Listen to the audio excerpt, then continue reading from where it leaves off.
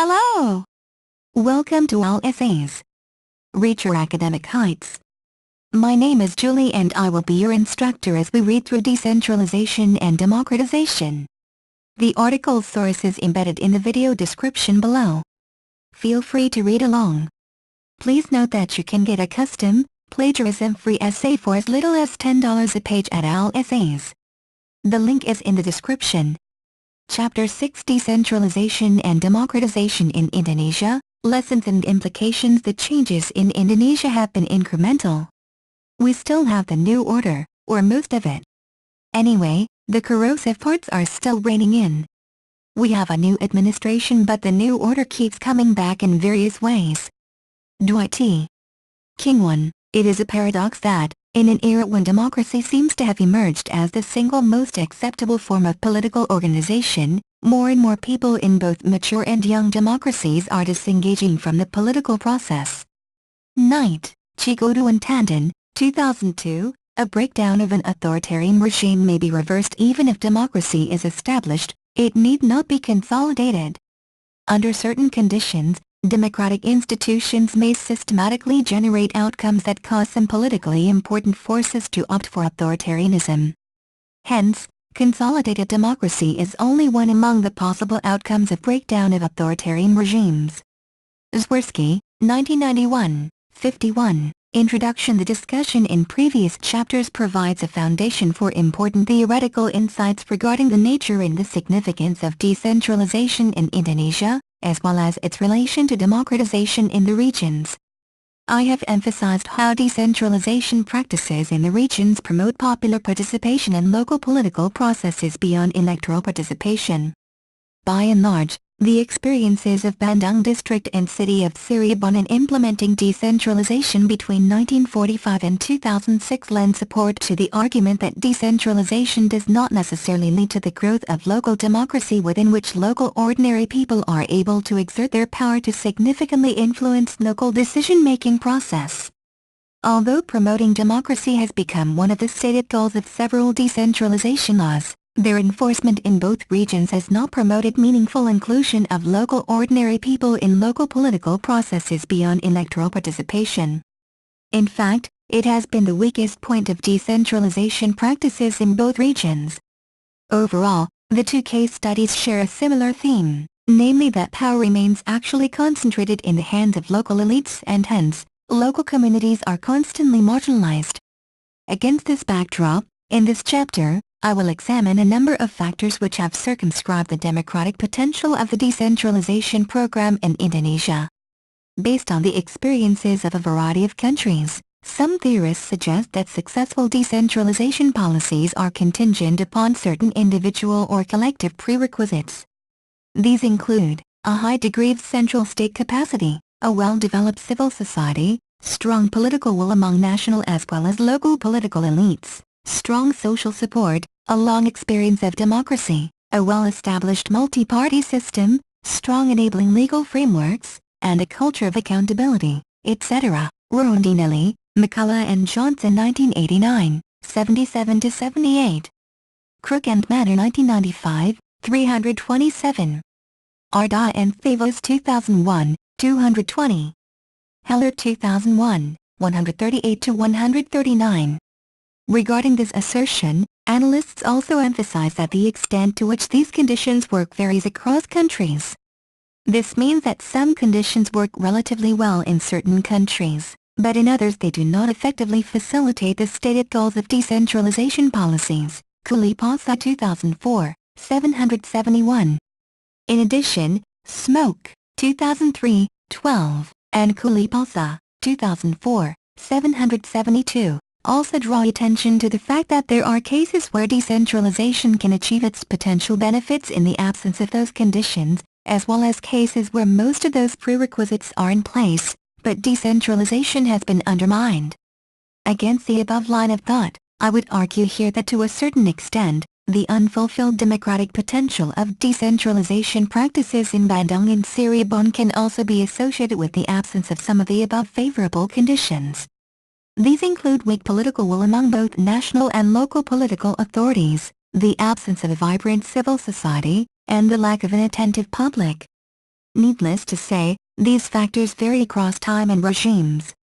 Above all, the absence of these favorable conditions for fulfilling the democratic potential of decentralization appears to result from three aspects. First, all along, decentralization in Indonesia has been perceived and embraced by Indonesian political elites mainly as a matter of political strategy.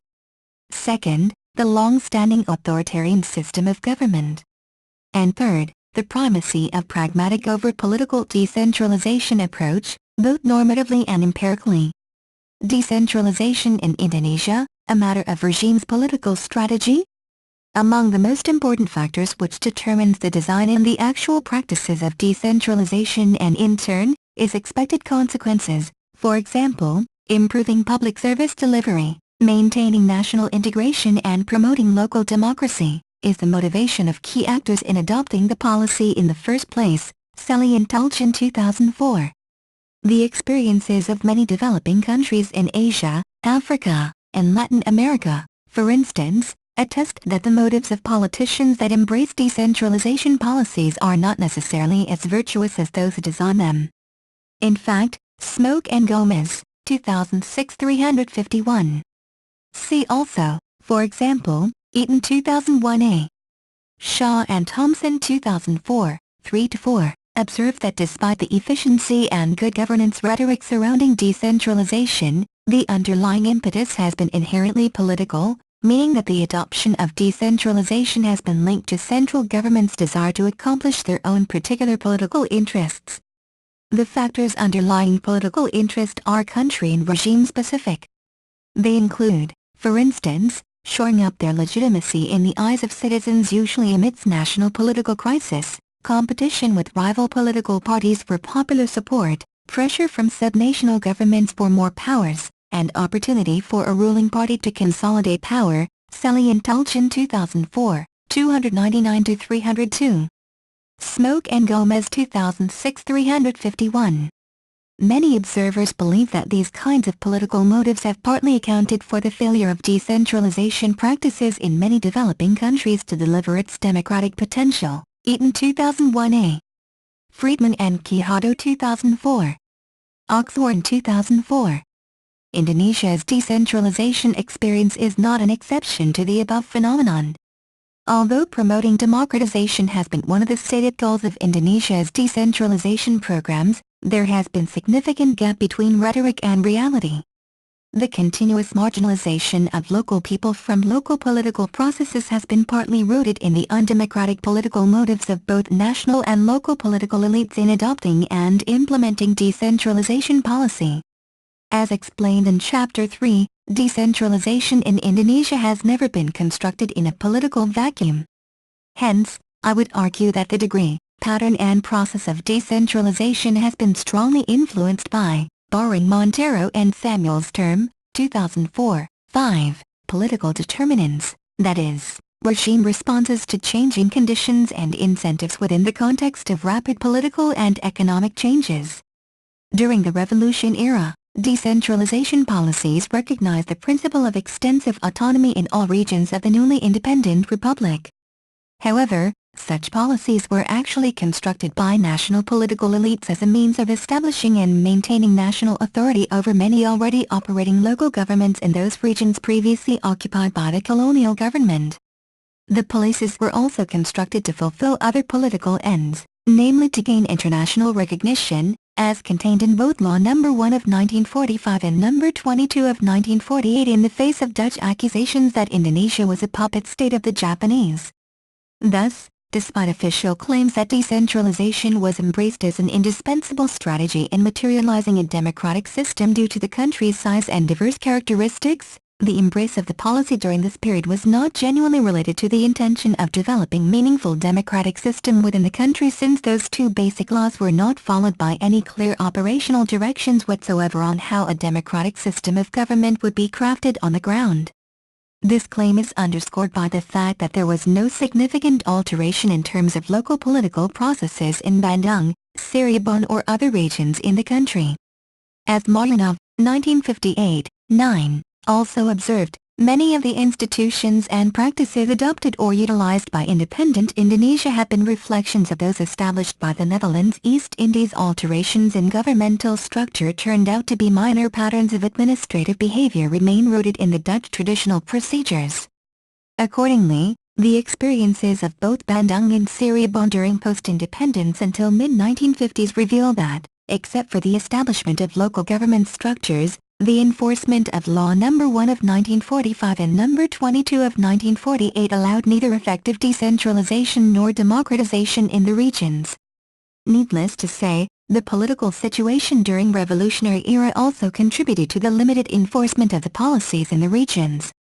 By the same token, there were three decisive political factors which led national political elites to adopt advanced decentralization policy as contained in Law No. 1 of 1957, which greatly increased the power of elected legislative councils in the provinces, regencies, and municipalities and set for wider regional authority vis-à-vis the central government, FITE 1962, 552.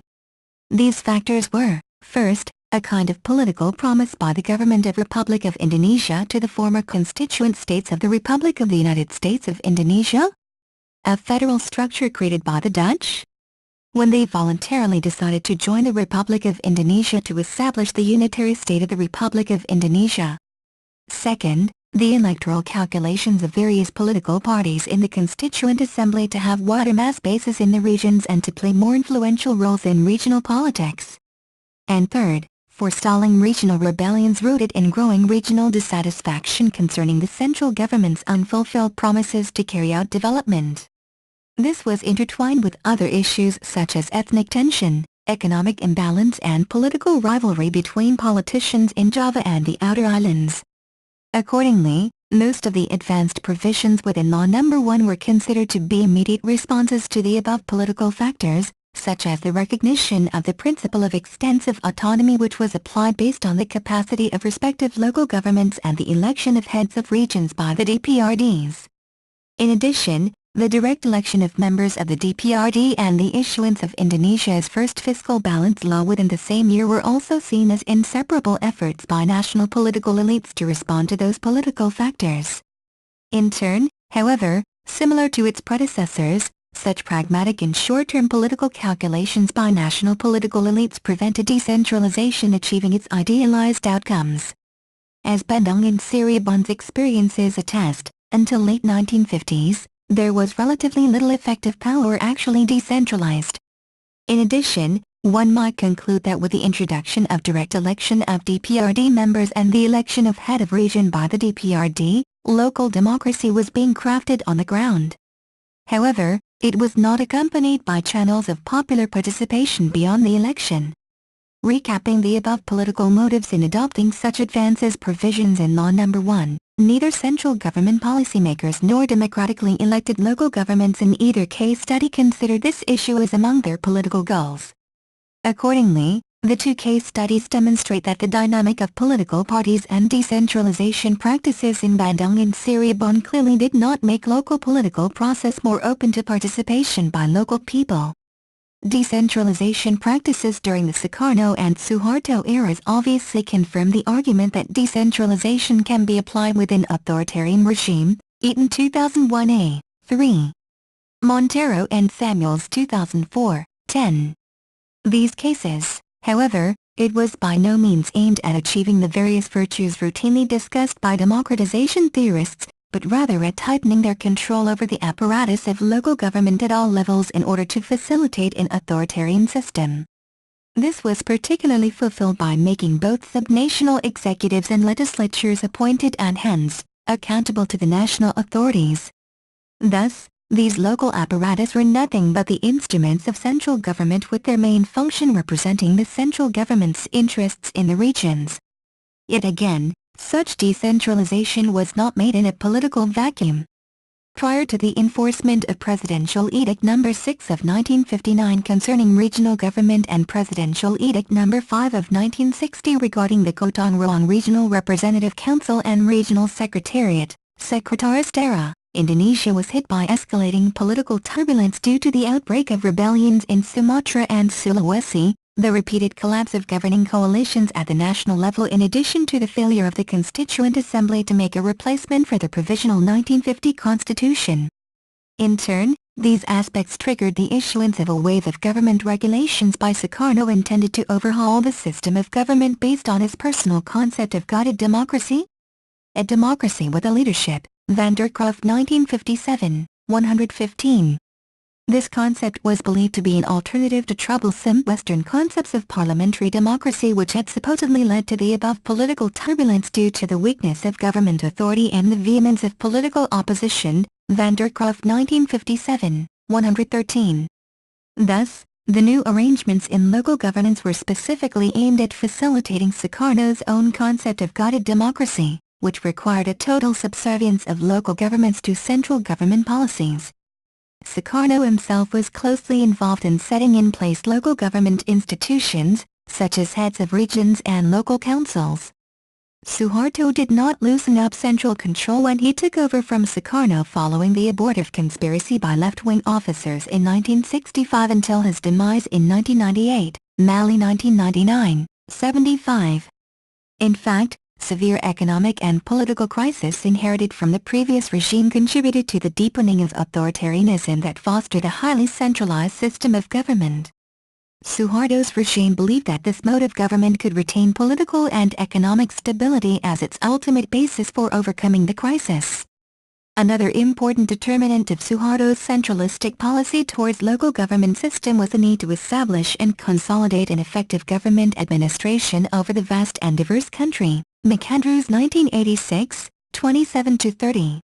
In turn, these variables contributed to the centralistic nature of New Order's Decentralization Law 3/4 Law No. 5 of 1974 concerning the basic principle of government in the regional government through which the regions had neither influence over national government policies nor the power to control their own affairs, Aspinall and Feely 2003, 2.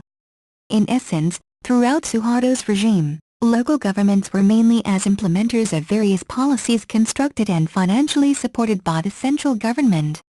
Thus, both the Sukarno and Suharto regime indeed continue to adopt decentralization policies as represented by the existence of the above law and regulations. However, all were intended to facilitate central government control and greater penetration of society in order to repress vehement political opposition so that all central government policies and interests would be efficiently implemented down to the lowest level of governments without any resistance. Needless to say, such a mode of decentralization provided no space for citizen participation.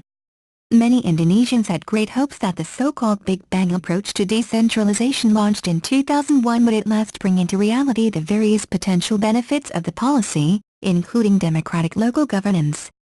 However, various studies, for example, Ngraney 2007, The Asia Foundation, 2002a, The Asia Foundation, 2002b, Wardana 2007, including 2 case studies discussed in previous chapters, confirmed that the decentralization practices have gone without meaningful opening up institutional spaces for greater citizen participation, even though promoting local democratic governance was among the stated goals of the Big Bang approach.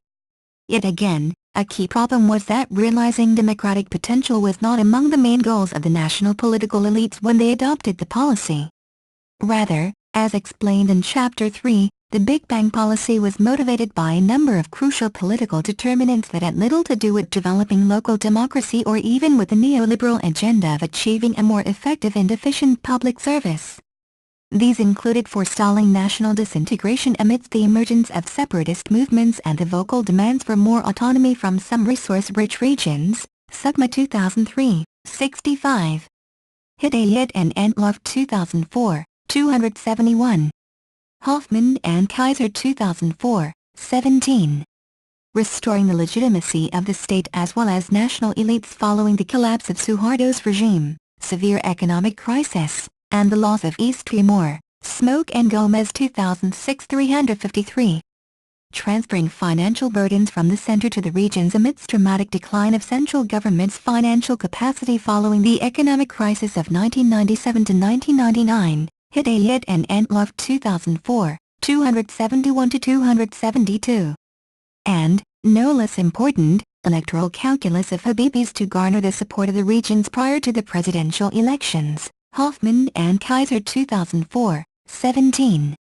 It was for these strategic reasons, few of which were related to democracy, that the government was willing to embrace a radical approach to decentralization. Further consequence, as attested in Bandung district and city of Cirebon cases, neither clear and firm central government's policies or programs, nor local governance meaningfully accommodated the rhetoric of promoting democratization into reality. Although it was often argued that local democracy was strengthened through the significant empowerment of DPRD vis-a-vis head of region, Rezia 2003, his mechanism of political representation in fact could not deliver effective accomplishment of what Fung Wright, 2003, called the central ideas of democratic politics, facilitating active political involvement of the citizenry, forging political consensus through dialogue, devising and implementing public policies that ground a productive economy and healthy society, and, in more radical egalitarian versions of the democratic ideal, assuring that all citizens benefit from the nation's wealth. The enforcement of Indonesia's latest decentralization law, Law No. 32 of 2004, did not make local political processes more inclusive either, since the law was not motivated by the intention to sell.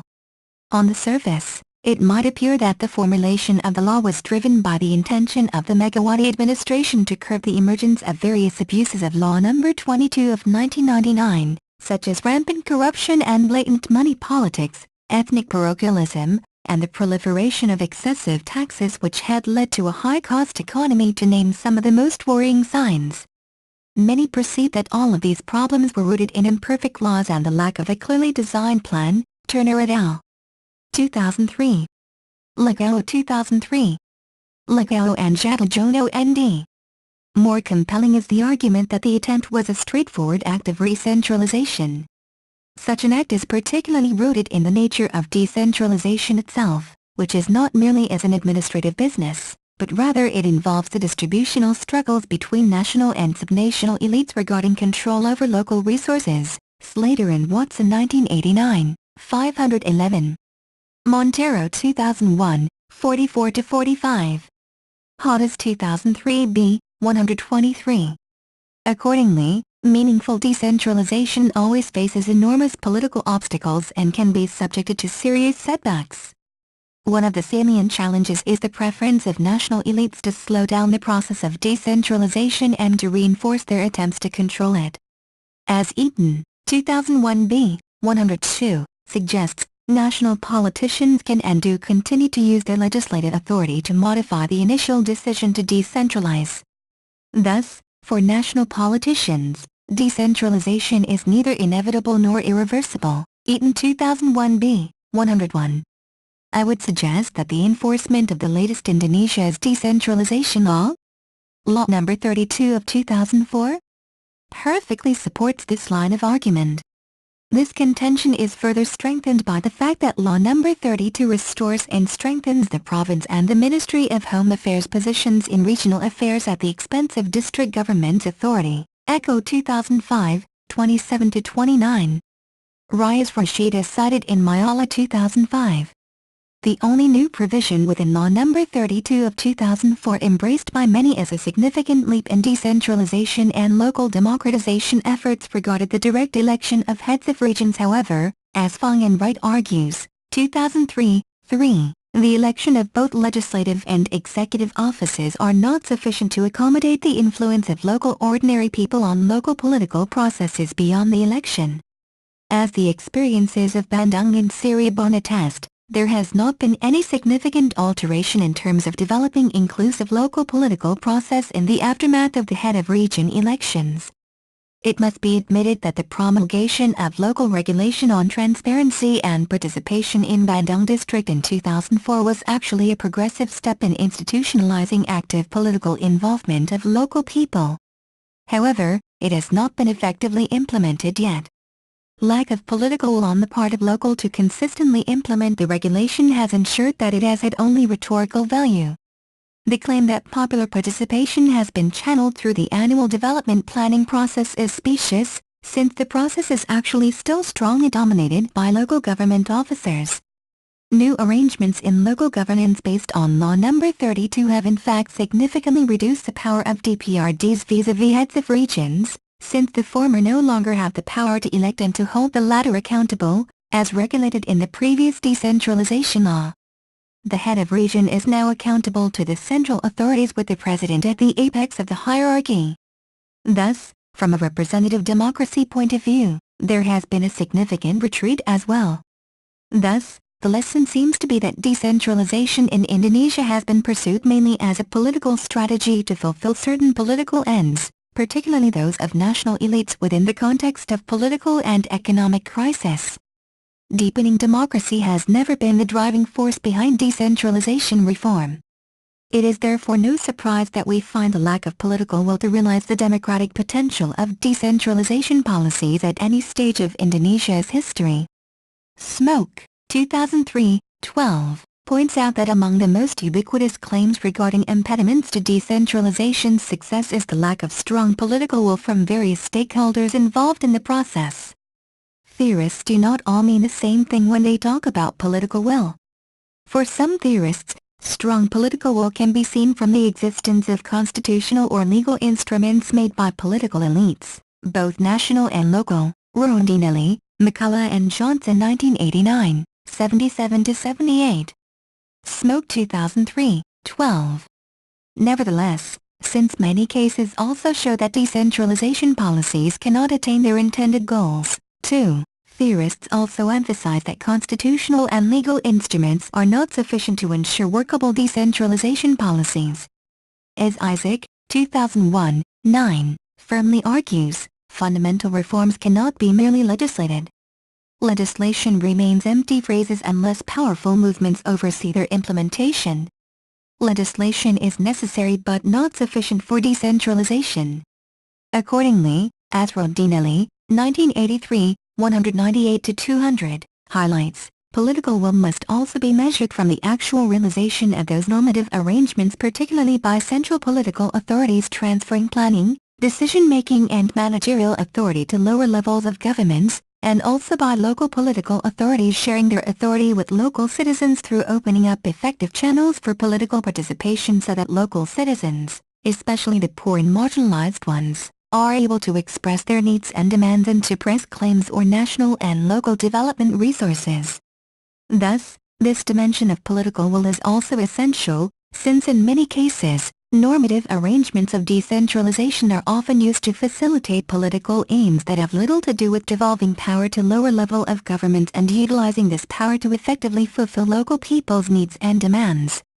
As Crook, 2003, 85-86, stresses, in some African countries the real goal is often to consolidate power through political parties and local elites, or to deliberately neutralize local ethnic challenges through fragmenting potential local power bases into smaller, weaker, politically insignificant units. Based on the above line of thought, the lack of political will in pursuing the democratic potential of Indonesia's decentralization can be viewed from different perspectives. Normatively, even though the embrace of the policy may initially be claimed to be an indispensable strategy to develop a democratic system of government, its subsequent adoption within constitutions and some existing decentralization laws as well as their operational regulations in the region so far has never been clear, firm, and consistent. Neither constitutions nor basic legislation and its subsequent operational regulations explicitly note that promoting local democracy is among the intended goals of decentralization programs.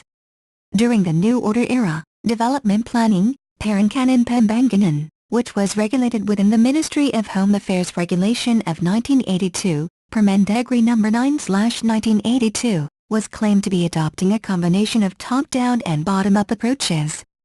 Empirically, however, as proven in the experiences of Bandung District and City of Cirebon, the planning process was actually highly centralized and practically excluded public participation. The local government's development planning processes were nothing but breaking down the centrally planned parameters. One might find that this was not the case during the post-Suharto era, particularly with regard to Law No. 22 of 1999 and Law No. 32 of 2004.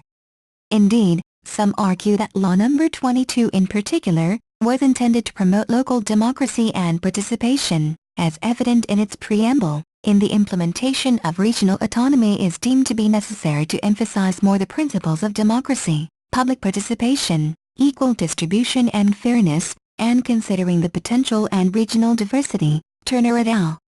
2003, 23. See also, Joy and Dick 2001, 216. However, it appears that further details on how local democracy would be implemented on the ground were actually ill-defined. The national government in fact issued a separate regulation, that is Government Regulation No. 68 of 1999 regarding public participation in the governmental process. 3. From the title of the regulation, one might easily assume that it was regarding people's involvement in the government's policy-making process. But, it was actually not. The regulation was actually more about people's rights rather than facilitating popular participation. 4 rights were mentioned: the right to obtain and give information regarding governmental process, the right to get fair service from the government, the right to give advice to the government policies, and the right to legal protection, perlindungan hukum. 4. Thus, the government regulation did not specifically mention that popular participation would be the essential component of the government policy-making process. In addition, knowing that popular participation was framed in terms of rights, it means that it was set on voluntary basis. I believe that such setting provided weak encouragement for the public to be engaged in governmental process.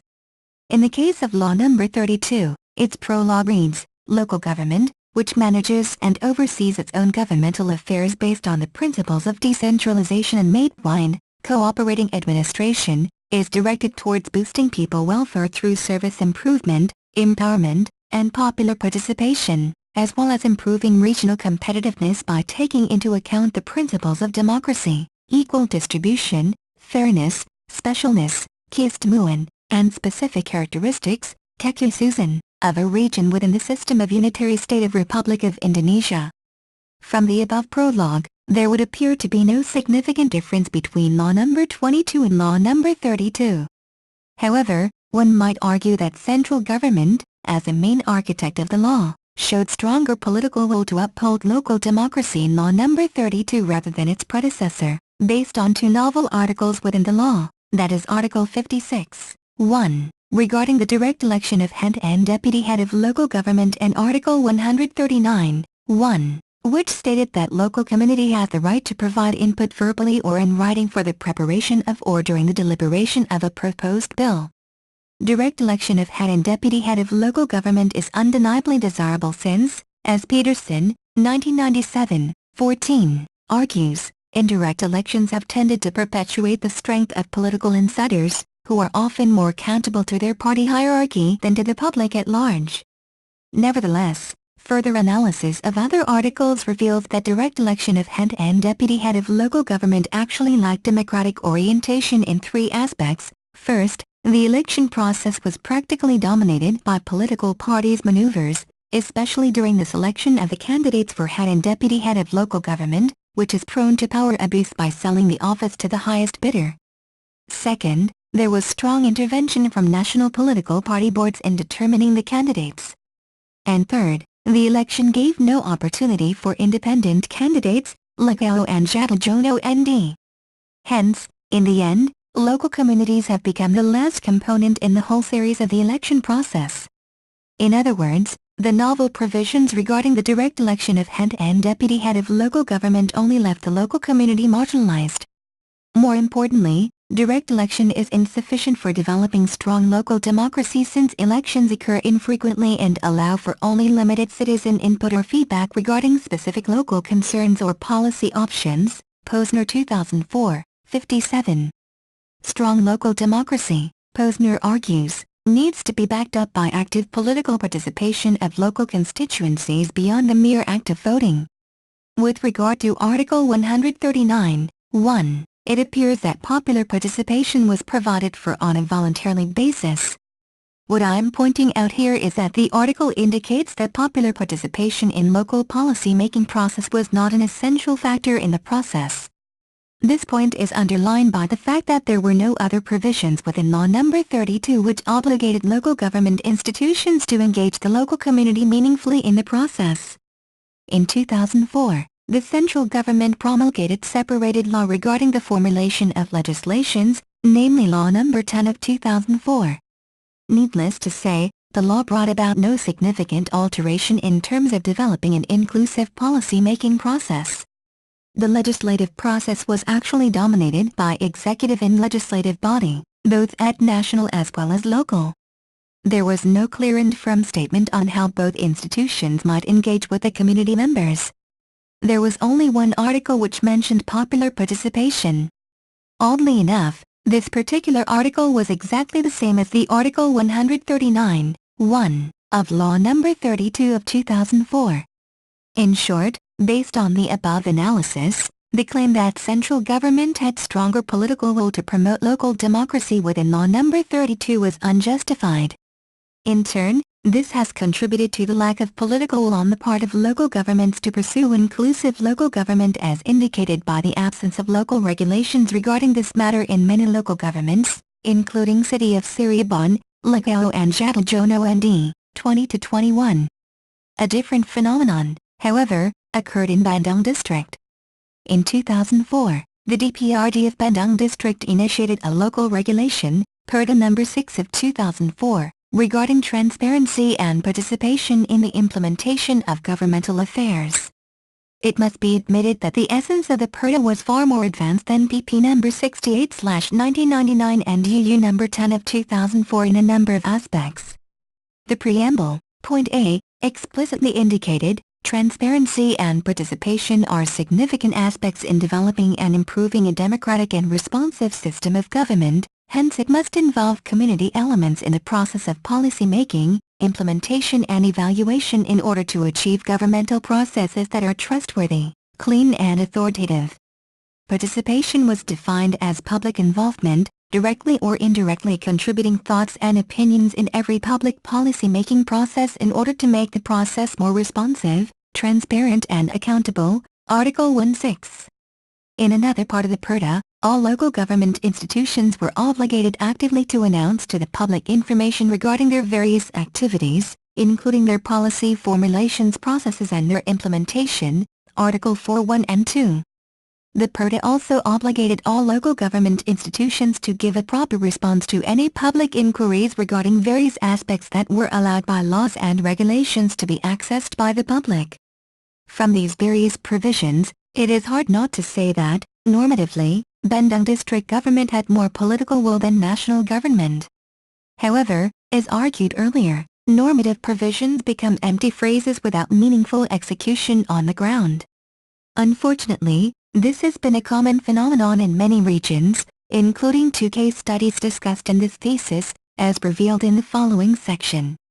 It is suggested here that undemocratic political motives in embracing decentralization not only led to the weak commitment of political elites to construct clear and cohesive democratic decentralization reform frameworks, but also led to the lack of political commitment in implementing any existing regulations on the ground. This argument is particularly relevant for analyzing the empirical effect of various laws and regulations, which political elites often claim represent their commitment to promote democratic decentralization. The success stories from, for example, the Indian state of Kerala, Porto Alegre in Brazil, Mozambique, and Bolivia, Abers 1996. Arda and Thavos 2001. Heller 2001.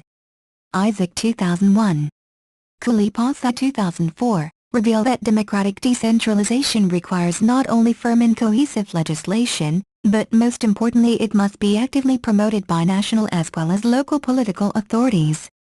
The impressive experience of democratic decentralization in Kerala, for instance, shows that national as well as local political authorities played a decisive role in the launching of the People's Campaign for Decentralized Planning, which is widely recognized as the boldest and most comprehensive decentralization initiative yet to be undertaken in India, Heller 2001, 139. The campaign project indicated that the Planning Board, the pilot agency of the campaign, played a significant role in designing new structures and processes for participatory planning in the Department of Local Administration played a strategic complementary role by actively formulating and implementing a host of new regulations and oversight structures to ensure transparency and accountability of local government. No less important, The authorities provided training programs to ensure transparency and participation without compromising the technical requirements of planning, Isaac 2001. By the same token, the strong commitment of political elites under the Partido dos Trabalhadores in Brazil played a similar role in involving citizens not only in the execution of government programs but also in decision-making about how government spending should be allocated and the kinds of programs that should be implemented, Abers 1996, 35-36. See also, Heller 2001, 140.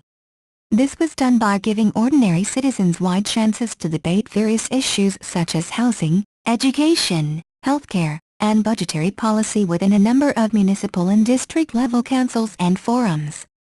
Similar to Kerala's experience, the Porto Alegre's administration also addressed the problems of technical skills and capacity by aggressively educating council participants on the details of the budget process and making the details of the budget the principal responsibility of those participants' representatives on the municipal council. Abers 1996, 45. The democratic decentralization experiences of the Vilanculo, Dondo, and Nacala municipalities in Mozambique and Pucaradi municipality in Bolivia show similar phenomena to Kerala and Porto Alegre. As Kulipalsa, 2004, 772-773, observes, decentralization in several municipalities in Mozambique was relatively effective at fostering democracy, participation and empowerment at the local level due to the commitment of municipality councillors to do a good job, particularly in providing political education, responding swiftly and appropriately to local problems, promoting citizenship and participation, fostering innovation and learning, building and articulating community identity, emphasizing diversity, and dispersing power. Bolivia's decentralization was also marked by dedicated political leaders who created a culture of dialogue among political actors, fostering harmony in municipal affairs and civil society, Arda and Thavos 2001, 217. Thus, in essence, the above cases point to the importance of committed political elites to actively facilitate the implementation of democratic decentralization reforms in order to achieve practical benefits. From this perspective, it is plausible to argue that the absence of strong political commitment of both national and local political authorities in Bandung district and city of Cirebon to oversee the implementation of various legislation has contributed to the failure of decentralization policies to achieve this democratic potential. This argument is particularly relevant for the enforcement of several laws and regulations during the Suharto and post-Suharto era that national and local political authorities often claim to be manifestations of their commitment to promote local democracy. The lack of strong political will on the part of both national and local authorities was manifest, for instance, in the lack of limited forums or channels created by local government for members of community which allow them to meaningfully air their grievances, needs and demands, monitor the performance of the local government, and to influence the public policy-making process. The implementation of Permendagri No. 9 of 1982 regarding development planning, in Bandung and Cirebon for example, shows that the development planning process was practically dominated by national as well as local authorities as the main stakeholders.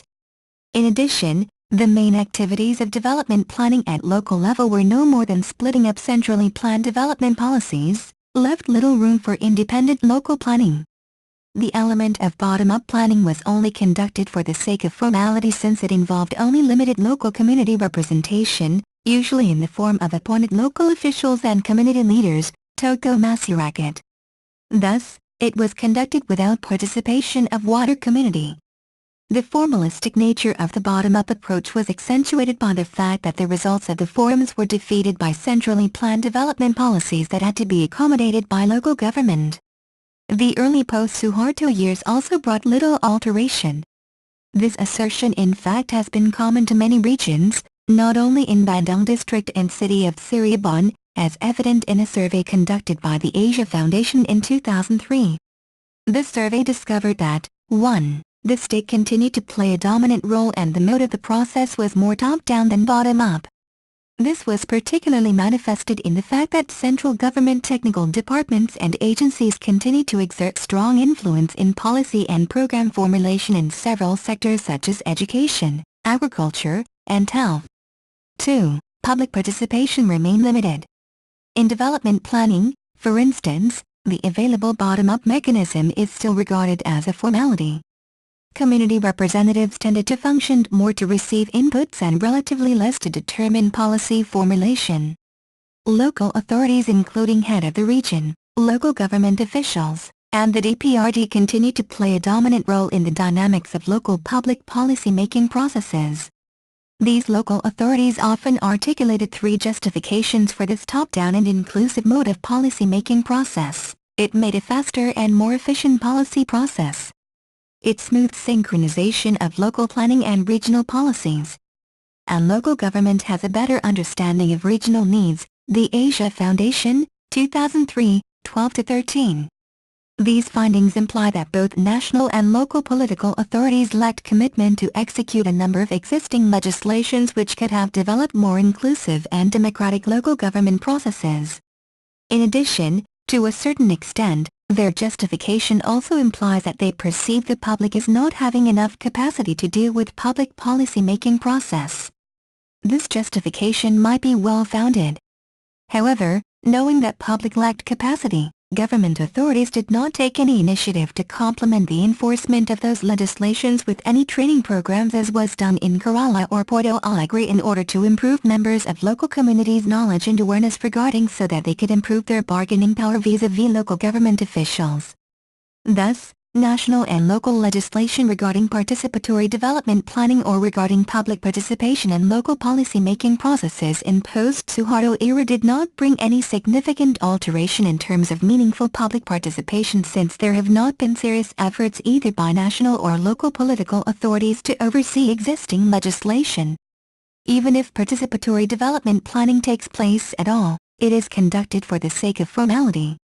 Overall, the top-down approach remained the prevailing mode in which local bureaucrats, including the head of region, local government staffs and the DPRD played a dominant role in the dynamics of local policy-making process. The legacy of long-standing authoritarian rule, another challenge to workable democratic decentralization. Jeffrey J. Ryan, 2004, 83, argues that any project that aims to deepen democratic legitimacy is situated in and fundamentally shaped by a prevailing social reality. Many cases show that the success or failures of decentralization reforms and bolstering local democracy depends largely on a country's prior experience with a democratic system of government. Kerala and Porto Alegre's successful democratic decentralization, for instance, was, to a large extent, due to their long successful tradition of democracy. Heller 2001. Abers 1996. In his words, Heller, 2001, 133, argues that both regions boast a rich and dense tapestry of grassroots democratic organizations. The historical legacy of prolonged mass-based pro-democracy movements, capable of mobilizing constituencies traditionally excluded from policy-making arenas, and dislodging traditional clientelistic networks. On the contrary, the experiences of Costa Rica, Chile and Kenya, for instance, show that long-standing centralized and authoritarian rule hindered their decentralization policies achieving their stated goals of developing democratic local government. Ryan 2004. Kadiagala and Mitala 2004. Ducci 2004. In essence, these three countries' political systems have long been devoid of citizen participation and dominated by the role of national or local government authorities. Based on the above patterns, I would suggest that the lack of success in realizing the democratic potential of decentralization policies as represented by the experience of Bandung District and City of Cirebon also can be attributed to Indonesia's long experience of undemocratic system of governance. During the revolutionary era, the experience of both Bandung District and City of Cirebon revealed that decentralization policy did not lead to significant alteration in local political processes. Although at the outset decentralization was seen as an indispensable strategy to develop local democracy, this democratic potential could not be realized. Likewise, during the era of parliamentary democracy, even with the relatively progressive decentralization law, Law No. 1 of 1957, inclusive local political process remained at the level of rhetoric. Although it may be true that the political situation during Revolution era was not conducive for effective implementation of decentralization, other reasons are also quite compelling. During the revolutionary era, democracy could not be materialized because, as Little, 1996, 179, firmly asserts, prior to the 1945 Declaration of Independence from the Dutch and Japanese colonial rule, Indonesia had practically no democratic experience. Although many traditional kingdoms were converted into modern administrative polities, the Dutch colonial government did little to change earlier conception of an aristocratic elite with paternalistic responsibility for the welfare of the masses, Little 1996, 182. This notion of firm separation between Wong Jethi, literary means big people, educated, state-employed, aristocratic in manner if not by birth, and Wong Cilik, literary means small people, uneducated, employed in agriculture or petty trade, coarse in manner, which was particularly rooted in Javanese aristocratic culture, 5, but also in Sundanese traditional culture in West Java, Palmer 1959, 6, survived and continued to color political behavior of many Indonesians for decades after independence in 1945.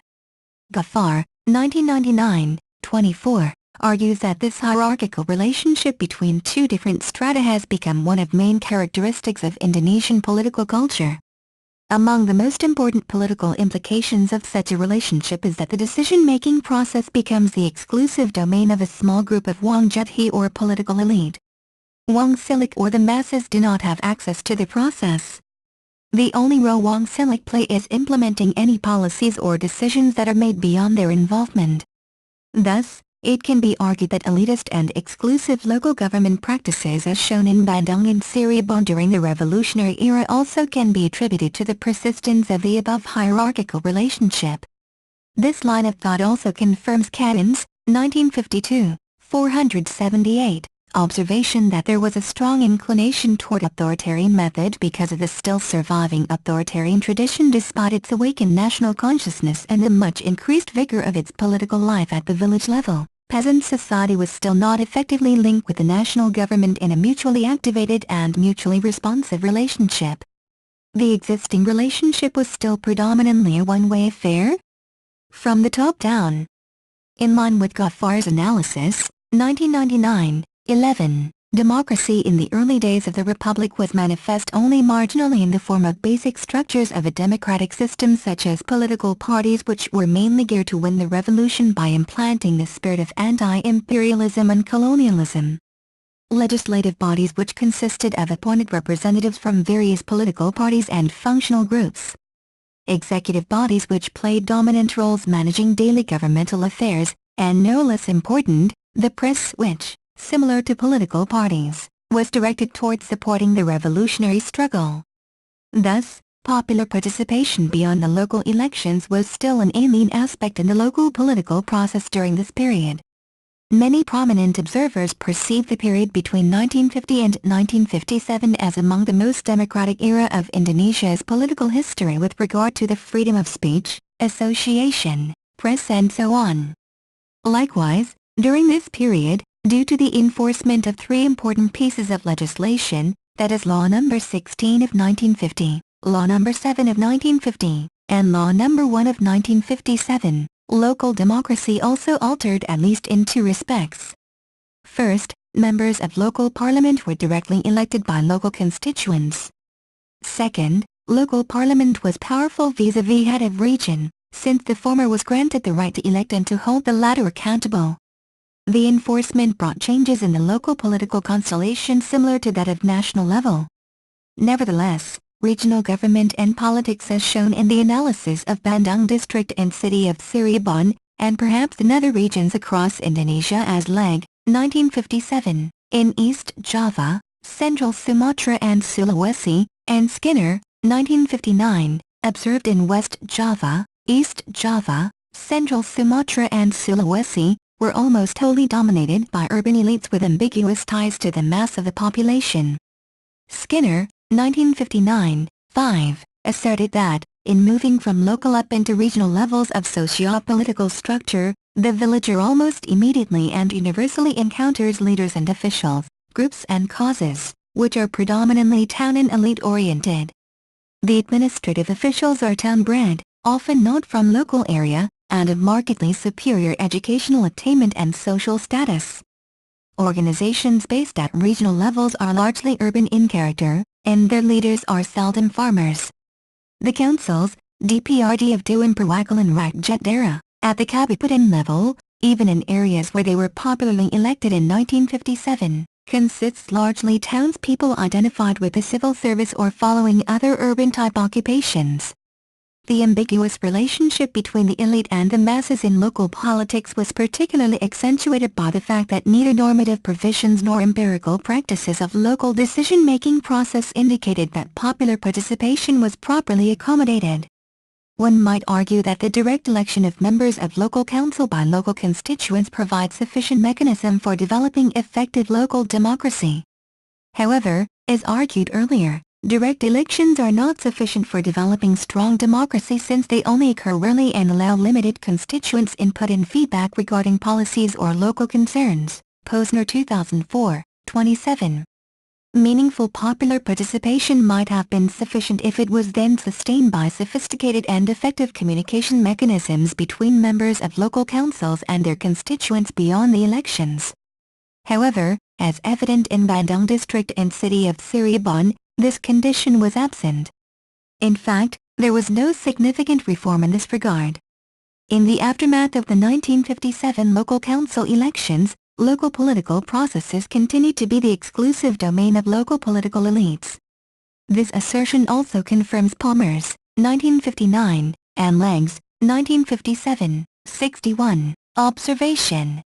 Legg in particular observed that the gap between government and the great mass of the governed was still present, which gives local administration in Indonesia something of a colonial character still. Accordingly, due to a lack of input by local people, it is not surprising when Legg also argued that the autonomous district level of local government tended to serve the interests of the elite instead of those of the masses. Thus, the dynamic of so-called parliamentary democracy did not necessarily mean that local people were more involved in local political processes beyond the elections. Needless to say, this persistence of local people's alienation from local politics beyond the elections can be attributed to different factors, as reflected by conflicting theses regarding the reasons for the collapse of Indonesia's parliamentary democracy. 7. Similar to Benda's argument, 1982, who basically argued that the failure constitutional democracy was due to incompatibility of the system with Indonesia's society, history and politics, I would argue that the above thesis regarding the influence of feudalistic and authoritarianism rule is still quite relevant. The malfunctioning of local democratic instruments during so-called parliamentary or constitutional democracy in both case studies can partly be attributed to the continuation of strong influence of traditional hierarchical power relationships between local political elite and local masses. National as well as local politics became increasingly limited and shrunk in decision-making arena, Little 1973, 1. From early 1957 when Sukarno applied martial law following heightened political crisis in the aftermath of 1955 elections, which then reached its peak in mid-1958 when regional rebellions erupted in Sulawesi and central Sumatra, posing significant challenge to the central government. For 4 decades following the demise of parliamentary democracy, Indonesia experienced 2 types of authoritarianism. 8. The personal rule of President Sukarno's guided democracy between 1959 and 1965, and the army-backed new order of President Suharto between 1966 and 1998. The transition from parliamentary democracy towards guided democracy was marked by the demise of a number of institutions associated with a functioning democracy. Among them were the political parties, which had previously played a powerful role in national politics. With the crucial exception of the PKI, political parties were either banned or subject to much tighter control. The press was also constrained. Some papers were banned, and others were forced to reduce their circulation. Most importantly, national as well as local councils also did not reconstruction. No elections were held during this period. The membership of councils was appointed and their political positions were subordinated to the president at national level, or to the head of region at local levels. Fight 1962, 59-2597. Solmergen 1963. Rickliffs 1981, 253-258. With this change in the councils, Hatta asserted that the last remnants of democracy had disappeared, and hence, Sukarno's guided democracy was no more than a dictatorship supported by certain groups, had a 1970, 140. Furthermore, politics became highly centralized with Sukarno as a centrist politique, an apt term used by Anderson, 1972, 25, to refer to one of the central characteristics of Sukarno's guided democracy regime. Similar to what happened at the national level, the heads of regions became the central S in local politics, virtually marginalizing other essential local stakeholders, as Selasomergen, 1970, 129, also affirmed. Political parties no longer decide legislative and executive issues. The decisive powers are now entirely in the hands of the administrative officers, the president on the national level, and the governor, the Bupati, and the village headman, each of his own area of jurisdiction. As evident in Bandung and Cirebon, the issuance of Decree No. 6 of 1959 and No. 5 of 1964 stalled the implementation of decentralization of authority to autonomous local executives and legislatures. The decrees were intended to tighten Jakarta's control over local government authority through the direct appointment of those local authority and hence were held accountable to their bureaucratic superiors. Local politics become more devoid of popular participation since virtually all local policies and programs were centrally formulated and hierarchically implemented down to the lowest levels of government. Most of these policies and programs reflected Sukarno's personal view regarding the unfinished Indonesian Revolution. Local governments were flooded with various instructions from the central government which mainly revolved around fashioning new symbols of state, new formulations of the meaning of the present and of the goals to be sought in the future which in turn, sideline local administrative and economic activities, FITE 1962, 549. In short, the political system throughout guided democracy era moved far away from the democracy of the parliamentary democracy period.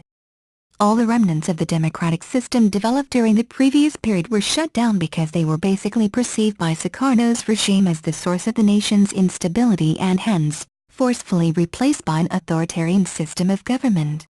Even though it was true that political articulation had certainly lost its earlier open character, much existing dissatisfaction could not be expressed, and a number of groups had their channels of influence closed off. Sukarno's regime did not attempt to resort to extreme coercion, concentration camps, elaborate secret police organization, or isolation from the outside world, FITE 1962, 594.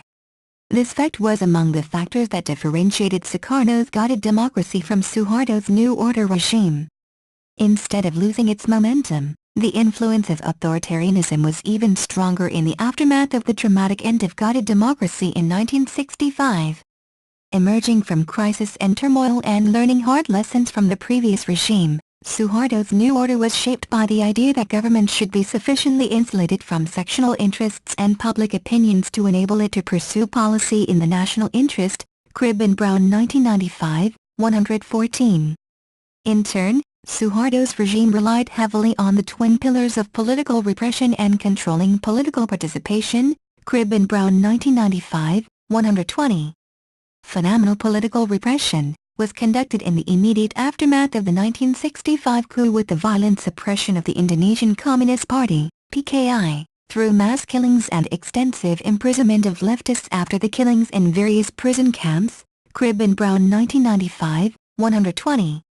As Richard Hunter, 1990, 269, observes, the memory of the massacres eventually functioned to maintain a measure of terror in the minds of Indonesian people so as to decrease the need for the regime to apply direct repression and terror in order to maintain political status quo.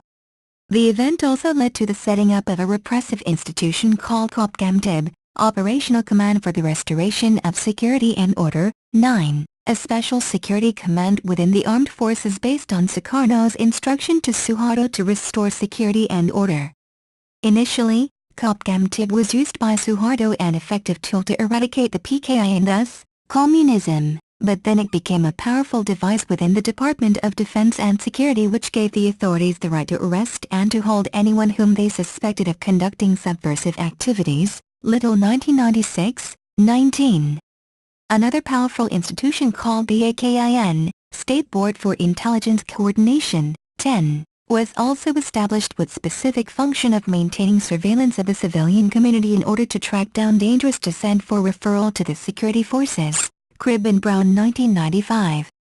No less powerful was the General Directorate of Social and Politics, DRGEN-SOSPOL, within the Ministry of Home Affairs. This institution conducted effective surveillance down to local level. Every social and political activity, including research, must have permission from this office. Saikani, Ghaffar and Razia 2003. The existence of the above institutions was effective in keeping dissenting voices quiet. However, political repression was not the only strategy deployed by the New Order regime. A number of policies aimed specifically at controlling and reducing popular participation in politics in general were also deployed by the New Order regime. Among the most powerful was the floating mass policy, Kebijakan Masa Mengembang, based on Law No. 3 of 1975 on political parties and Golkar. Originally propounded by Ali Moertopo, one of the Suharto's personal assistants, the concept was based on the assumption that the vast majority of the Indonesian population was not politically sophisticated and hence, prone to politicking which could destabilize social harmony. Vaticanus 1993-95. This policy was conducted by prohibiting political parties maintaining branches below the district level of government. As a result, villagers' political participation was channeled through non-party organizations created by the state, all of which were under Golkar's guidance. These organizations included the LMD, Village Consultative Assembly, LKMD, Village People's Defense Council, PKK, Family Welfare Guidance, or Karang Taruna, Village Youth Group, Hadiwanada 2003, 56. Thus, the floating mass policy served not only to disadvantage two low opposition parties, PPP and PDI, by not allowing them to have branches beyond district level of government, Cribb and Brown 1995, 131, but more importantly, it effectively and severely restricted ordinary people from political activities beyond the elections. 11. Elections during the New Order era did not allow for ordinary citizens to meaningfully materialize their sovereignty in controlling the government. Instead, throughout the New Order's period, Indonesian people witnessed that the elections were highly controlled and manipulated by the Suharto regime in order to obtain formal legitimacy and hence, maintain the political status quo. As skeptically stated by Cribb, 1984, 655, elections in Indonesia were mainly intended to serve an established regime. Indonesian people also witnessed how the New Order regime engaged in various ruses to ensure that Golkar could win all elections and at the same time, molested the only two low opposition parties, Hermawan 2007, 202. PPP and PDI, including their sympathizers. It was widely known that the New Order regime forced local authorities down to village level to make the local citizen to vote for Golkar. Thus, for decades, instead of functioning as democratic institutions for Indonesian people, elections throughout the New Order era in fact constituted a powerful means for the regime to reinforce and preserve its ascendancy. In addition, the elections gave at least three important lessons for many Indonesians. First, freedom of expression and association were strictly limited. The regime's acknowledgement of only two parties and Golkar was straightforward evidence of such a claim. Second, people's freedom of expression was even further limited due to the New Order regime's political maneuvers which forced people to vote for its electoral vehicle, Golkar. Third, dissidence was not tolerated. Threats and intimidation were intensively deployed by the regime to ensure that its electoral vehicle won each election with a landslide victory. The New Order's effort to eliminate potential opposition was further consolidated by emasculating the role of essential democratic institutions, especially political parties, national as well as local parliaments and non-government organizations, NGOs. The simplification of the party system in post-1971 election constituted a critical turning point for non-established political parties at that time toward an era in which they played extremely insignificant political role in the nation's politics. They were forced to merge into two parties, PPP representing the four Muslim parties, Permusi, NU, PERTI, and PSII, and PDI representing two Christian and three nationalist parties, Catholic Party, Parkindo, PNI, MIRPA, and IPKI. Officially, The merging was considered as an effort to improve parliamentary efficiency, Law 2003-55. Politically, however, it was intended to cripple the parties by pitting the component parts against each other within the new party structures and absorbing their energy in mutually destructive quarrels. Cribb and Brown 1995, 125. Accordingly, they neither could effectively perform as opposition parties vis-à-vis Golkar nor as effective channels for their constituents to articulate their aspirations. The emasculation of political parties was also conducted via intensive negative campaigns by the regime, blaming political parties as among the main sources of political instability and were only concerned with their narrow interests and needs. Saikani, Ghaffar and Razia 2003, 133. A no less powerful strategy was controlling political parties' recruitment processes.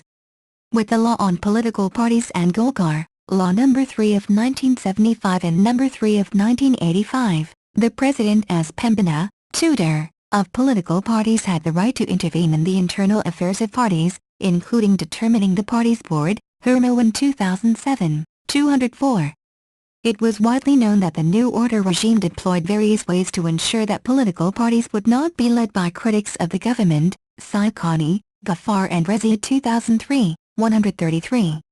In the end, this emasculation strategy led to the complete marginalization of the political parties throughout the New Order era. A further implication of such ineffective opposition parties was that parliaments, national as well as local, could not properly function. It was widely known that parliaments during the New Order era were weak and subordinated to the executive, that is, head of regions. They were essentially political ornaments that endorsed whatever decisions or action were taken by a president or heads of regions. Golkar's hegemonic status and the existence of co-opted political parties completely undermined the role of parliament as a pivotal democratic institution. Significant restrictions were also experienced by non-government organizations, NGOs. 12. Control over NGOs was done through the issuance of a number of legal instruments such as that of Law No. 3 of 1975 and No. 5 of 1985. Accordingly, as White, as cited in Aldrich 1995, 14, argues, until mid-1980s, virtually all Indonesian NGOs appear to have been set up by government, whose leadership and membership selection procedures and task description were closely defined by those regulations, and which according to most other criteria could not be seen as non-governmental. Most of them became players in development. Instead of pioneering alternative models of development and building an opposition movement to represent the poor as their main mission, many NGOs were no more than implementing agencies for government programs. Aldrich 1995, 39. Needless to say, the approach to NGOs by the New Order regime was mainly instrumental and did not support the language of democracy building. Antlov, Ibrahim and Van Tuijl 2005, 3. For decades, the regime orchestrated and strictly limited their numbers and activities. In turn, I believe that the legacy of this era contribute to the failure of this essential remnant of a democratic system of government to effectively function as one alternative agents of change during the post-Suharto era. Thus, without a doubt, for more than 3 decades, Suharto's authoritarian New Order regime systematically and effectively formed a political desert, Little 1996, 21, in which the regime virtually had no significant democratic countervailing powers in the name of creating political stability and economic development. Accordingly, as many prominent Indonesian observers assert, the power of the state appeared very solid and invincible vis-à-vis Indonesian society. Politics became the exclusive domain of a small group of political elites in Jakarta or of a small group of local power holders at local levels.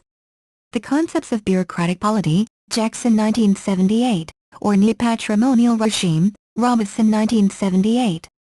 Emerson 1979, or bureaucratic authoritarian regime, King 1982, were used by scholars to refer to such a predominant position of the state or the government vis-à-vis the society, economically, socially and politically. A no less important feature of Suharto's authoritarian regime was its highly centralistic mode of governance in which local entities were strictly subordinated to the central government. The planning process and budget allocations were determined from the top and policy priorities and initiatives were rarely in line with local demands since all were decided without participation of the people targeted. In addition, for decades, local officials were not accountable to their local constituencies, but rather to central government authorities, and Law 2003A, 143-144. In short, decades of state domination with heavy repression and controlled participation not only undermined democratic culture, but also significantly negated a number of fundamental prerequisites and instruments that most scholars agree are essential for developing a workable democratic system. This has contributed in turn to Indonesia's rocky transition to democracy following the fall of Suharto in the late 1990s, as shown by the experiences of Bandung district and the city of Cirebon. Some observers assert that Indonesia's transition from an authoritarian regime has involved the opening up of political spaces by the processes of democratization and decentralization. As Law 2003A, 144, observes, there has been freedom of expression and association, and human rights abuses are much fewer than in the past. In addition, considerable institutional changes also have been conducted in accordance with what Carruthers, 1999-91, characterizes as get your legislature working right, fix up your judiciary, increase the strength of independent media, unions and advocacy NGOs, develop stronger political parties, and hold free and fair elections. In his article, Ramage, 2007, 137, in fact, argues that Indonesia has made progress in democratic consolidation, particularly in setting up appropriate political frameworks to ensure genuine representation and greater accountability, especially through local elections. Other observers highlight that the changes have been more procedural than substantive and that the formal opening up of political spaces have to a large extent been captured by elites, both national and local. Tornquist 2002. Hodges 2003b. And Love 2003b. The rhetoric of democracy and regional autonomy has indeed been widely used by these elites, yet in fact the basic relations of power remain unchallenged. Local citizens have remained marginalized from local governance, and Love 2003a, 140. This is also evident in Bandung district and city of Cirebon. The opening up of political spaces due to democratization and decentralization was largely restricted to the elites. In line with Antloft, 2003a, 140. See also, Tornquist 1998, 116. I have argued that the source of this democratic deficit has been the long ascendancy of authoritarian rule. Its deep entrenched legacies left the country ill-prepared for democratization. The floating mass policy in particular had the effect of depriving ordinary people and prospective leaders alike of critical knowledge about how to engage in politics. As Antloff, 2003b, 75, further asserts, many people today simply do not know how to construct programs around important principles, build and educate constituencies around political issues, lobby for their interests, engage in the public debate, produce alternative public policies, or solve conflicts peacefully. Another pivotal implication of the New Order's depoliticization strategy is that it undermined the existence of effective civil society as an essential precondition for sustainable democratization. Tornquist, 2002, ch. 8, and Hodges, 2003b, observed that Indonesian civil society and the pro-democratic movement so far have not been able to perform as political alternatives to the existing political parties or to elite-based politics. It is widely known that since the fall of Suharto, NGOs have been blossoming due to the launch of the Social Safety Net program, wherein NGO CSOs were given the opportunity to manage that program in many regions including Bandung district and city of Cirebon, Kompas, January 22, 2003. As White, 1996, 185-187, points out, NGO CSOs have the ability to sustain democratization if they properly perform the following essential roles: balancing the power between state and society in support of the latter, exerting greater pressure on politicians and state officials to be more accountable for their actions, disciplinary role, connecting the state and society by way of articulating people's interests in facilitating political communication, and functioning as an alternative principle of representation complementary to periodic elections and as an additional mechanism for strengthening democratic accountability, intermediary role, and perpetuating democratic norms as part of the political process, constitutive role. Empirically, however, as evidenced in Bandung district in particular. Despite impressive official tally of NGOs in the region since the reform era, more than 150 registered, most of them have weak democratic bonds with the grassroots and have rarely been involved in political education or empowerment of local citizens. Decades of depoliticization have made them fragmented and lacking political skills to do so, and hence, they have little impact on local politics. A9AYTZ355J 2003 140. A further implication is that their activities have barely gained support from local citizens. Even worse, many of them were alleged to have siphoned off money for their own benefit. A9AYTZ355J 2003 114. Compass, January 22, 2003. This unimpressive reputation of NGOs is also acknowledged among NGO activists. At a conference entitled Mangagat Eksistensi dan Peran LSM, criticizing the existence and role of NGO, held in late 2002, one of the delegates remarked, "In the aftermath of Suharto's downfall, the degeneration of NGOs pembusukan LSM is indeed happening. NGOs have been so much criticized by society. Amidst poverty and political oppression, NGOs cannot bring accurate solutions. Accordingly, some judge that NGOs are only parasites." 13. Besides internal organizational weakness, external factors also contribute to the deficient role of civil society organizations. As Bandung and Cirebon's experience shows, civil society organizations did not formally and meaningfully participate in local decision-making processes. Accordingly, neither the executive nor the DPRD feel obliged to incorporate them into the decision-making process. To be politically influential, Carruthers and Barnes, 1999 to 2000, 26 to 27, suggest that civil society organizations need to be normatively included in the decision-making process. This phenomenon is also part of the New Order's legacy, where local authorities continue to monopolize local politics. A9AYTZ 2003b, 76. Even worse, local authorities in both regions often accuse NGOs of being a source of political problems and as provocateurs of various demonstrations in the regions. Local authorities see these NGOs acting not in the interests of local people, but rather their own narrow interests. This was true of the Femina Institute in Cirebon. Despite tangible evidence that it has done significant work in community empowerment, it still receives unsympathetic responses from local authorities regarding its activities. In short, it can be argued that the relationship between local authorities and NGOs has not been conducive to sustainable local democratization. Not much different from the condition of NGOs are political parties.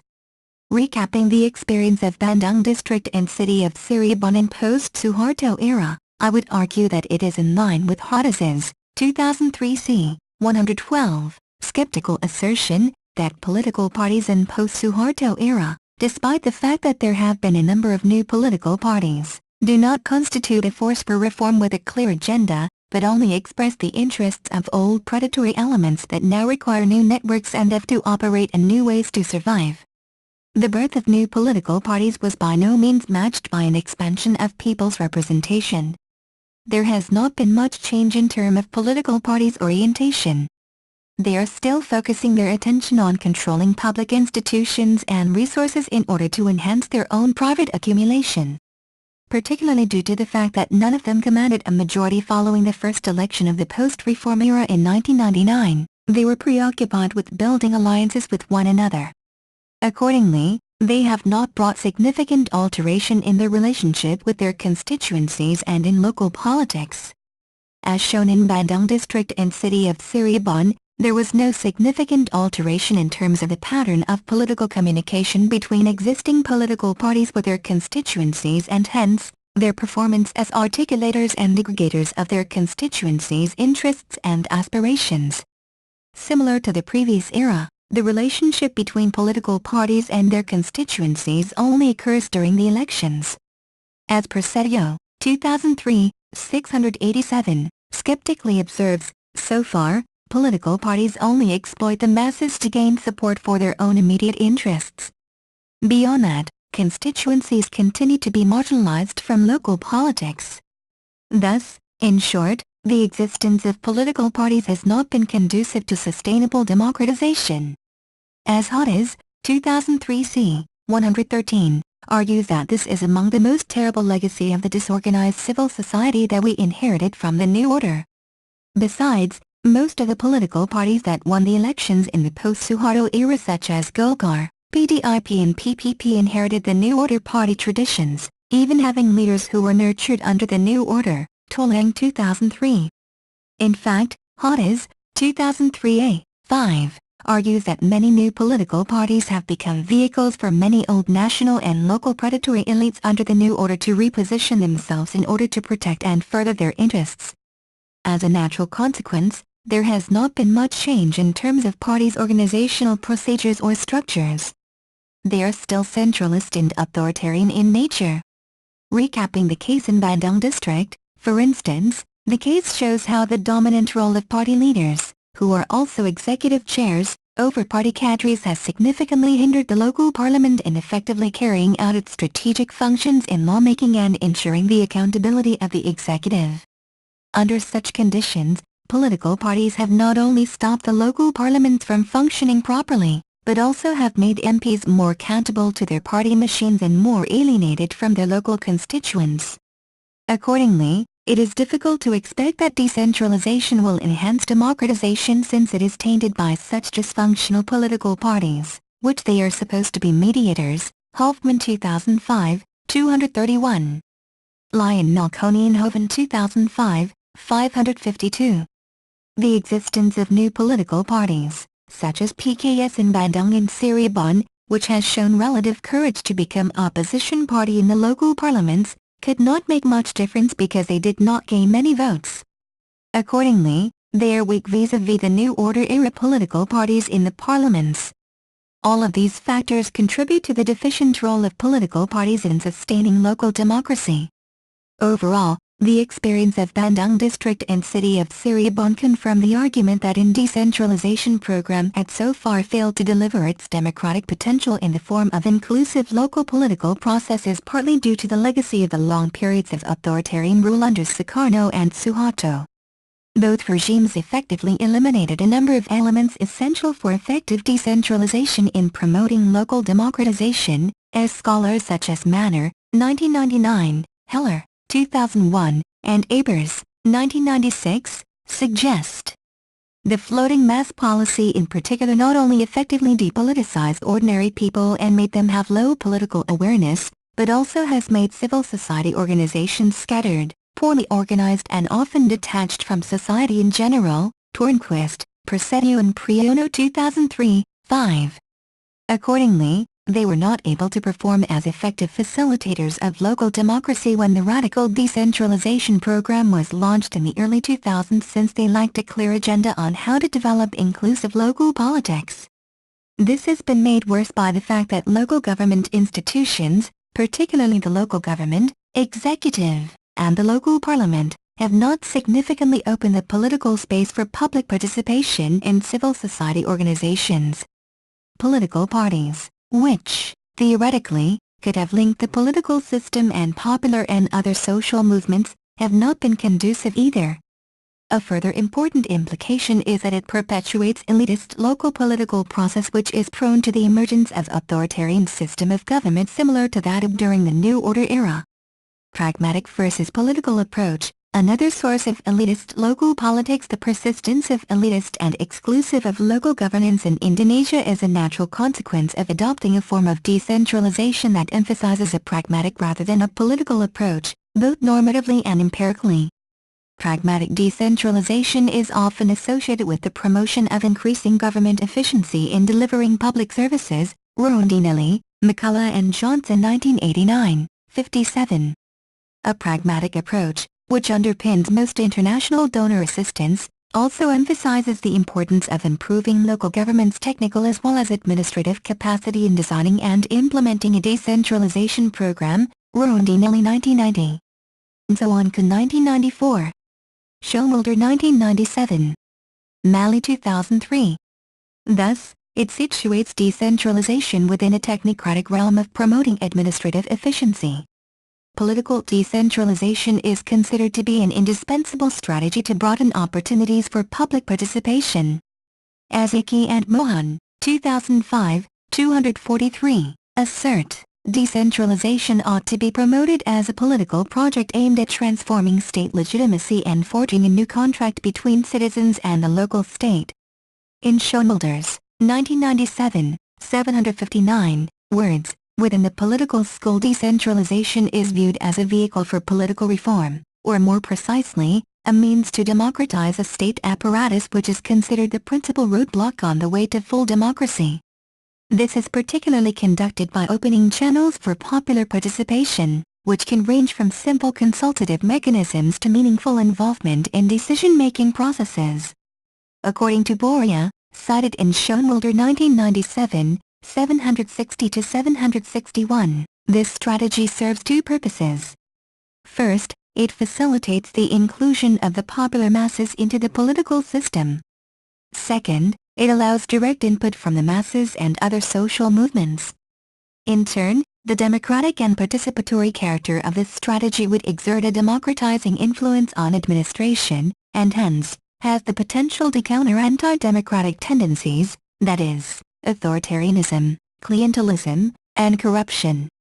The experiences of several countries, such as West Bengal and the state of Kerala in India, as well as the Rio Grande do Sul state of Brazil, confirm that decentralization has a greater chance of achieving its pragmatic goals as well as promoting democratization where participation of subordinate groups or other ordinary people is tied to the broader reform process. Hickey and Mohan 2005, 242-244. These cases also imply that if a decentralization program is to achieve its democratic potential, it needs to be sustained pragmatic and political approaches since they complement one another. Recapping the implementation of the decentralization program in Bandung district and city of Cirebon since the launch of the first decentralization law in 1945 until the post-Suharto era, I believe that all along, the programs have tended to adopt a pragmatic instead of a political approach. There are two main reasons for this. First, decentralization programs in Indonesia have been mainly oriented towards achieving efficiency in government administration and service delivery as mentioned in several of Indonesia's decentralization laws. This line of argument is accentuated by the fact that every time a new decentralization law was launched, both national and local governments were preoccupied by technical issues such as the division of powers and authority as well as fiscal balance between levels of government, crafting appropriate local government institutions and structural as well as organizational adjustment of local government institutions to the new powers and authorities transferred from central or higher level of local governments. Second, the mode of popular participation in development planning and other decision-making processes in Bandung district and city of Cirebon has tended to be limited to what Schoenwalder, 1997, 756, rightly asserts are consultations about popular needs and concerns, while reserving a prominent role for mostly passive participation of the population in the execution of development projects or public works programs that are planned, designed, and later evaluated by others. Popular participation in this approach is treated more as a means to an end than as an end in itself as emphasized in the political approach. Treating it as a means, as Schoenwalder, 1997, 759, further argues, implies that popular participation can be easily limited and controlled. This also implies that popular participation in Indonesia's decentralization programs has never encompassed participation in decision-making processes at the stage of project planning and evaluation. Overall, I am arguing here that the supremacy of the pragmatic approach over the political approach in Indonesia's decentralization practices has contributed to the perpetuation of a mode of local politics that has ensured elite domination. It is important to emphasize here that popular participation is not totally disregarded within the pragmatic school.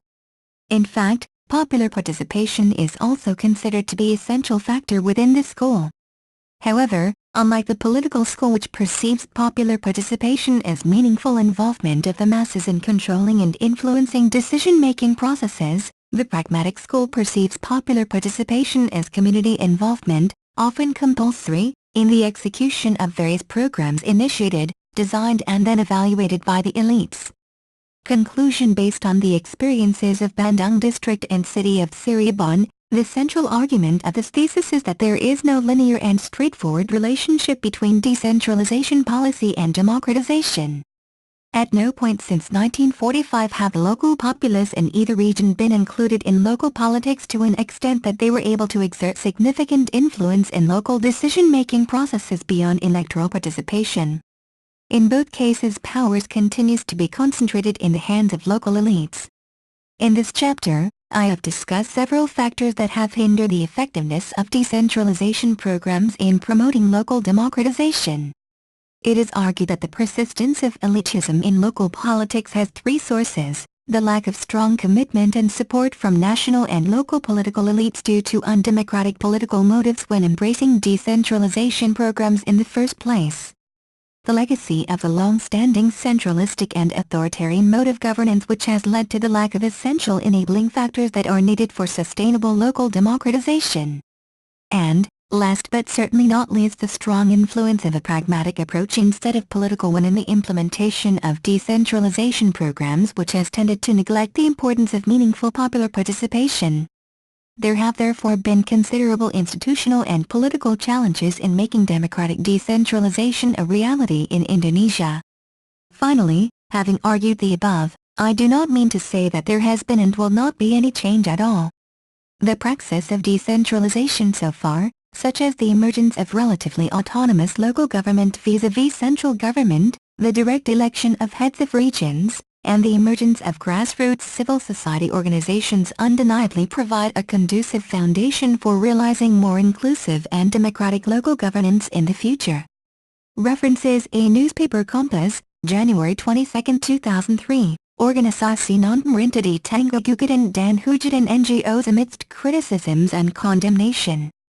B Books and Journal Articles. Abers, R. 1996, From Ideas to Practice, The Partido dos Trabalhadores and Participatory Governance in Brazil, Latin American Perspectives, Volume 23, Number 4, The Urban Question in Latin America, pages 35 to 53. Anderson, B.R. 1972, The Idea of Power in Javanese Culture, in Culture and Politics in Indonesia, ed. C. Holt, Cornell University Press, Ithaca and London, pages 1 to 70. Angwani, N. 2007, Membaca Partisipasi Publik dalam Mendorong Lahirnya Produk Undang-Undang Berdimensi Agama di Sumatera Barat, reviewing public participation in the promulgation of religious laws in West Sumatra, in Membangun Indonesia Daerah, Partisipasi Publik dan Politik Anggaran Daerah, developing Indonesia from the region, public participation and the politics of regional budget, eds. I. Malwaratma, M. Jadajono and T. A. Lagoa, Persidakan Canisius, Yargakata, pages 131 to 137. Antlov, H. 2003, Civic Engagement in Local Government Renewal in Indonesia. Available from http://ipprojects.org/ logalink-c/ resources/ pdf/ SEA%20 Regional%20 Paper 4.pdf.antlov, H. 2003b, Not Enough Politics. Power, Participation and the New Democratic Polity in Indonesia, in Local Power and Politics in Indonesia, eds. E. Aspinall and G. Feely, Institute of Southeast Asian Studies, Singapore, pages 72 to 86. Antlov, H., Ibrahim, R. and Vantuichel, pages 2005, online http://www.justassociates.org/ associates_file/ Peter_NGO%20 Accountability%20 IN%20 Indonesia%20 July%2005%20 version.pdf. Available from http://www.justassociates.org/ associates_file/ Peter_NGO%20 Accountability%20 IN%20 Indonesia%20 July%2005%20 version.pdf. December 25, 2008. Ardaya, S.R.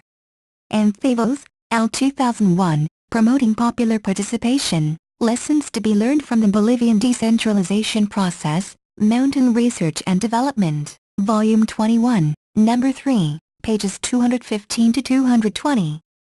Aspinall, E. and Feely, G. 2003, Introduction, Decentralization, Democratization and the Rise of the Local. in Local Power and Politics in Indonesia, ed. C. Aspinall and G. Feely, Institute of Southeast Asian Studies, Singapore, pages 1 to 11.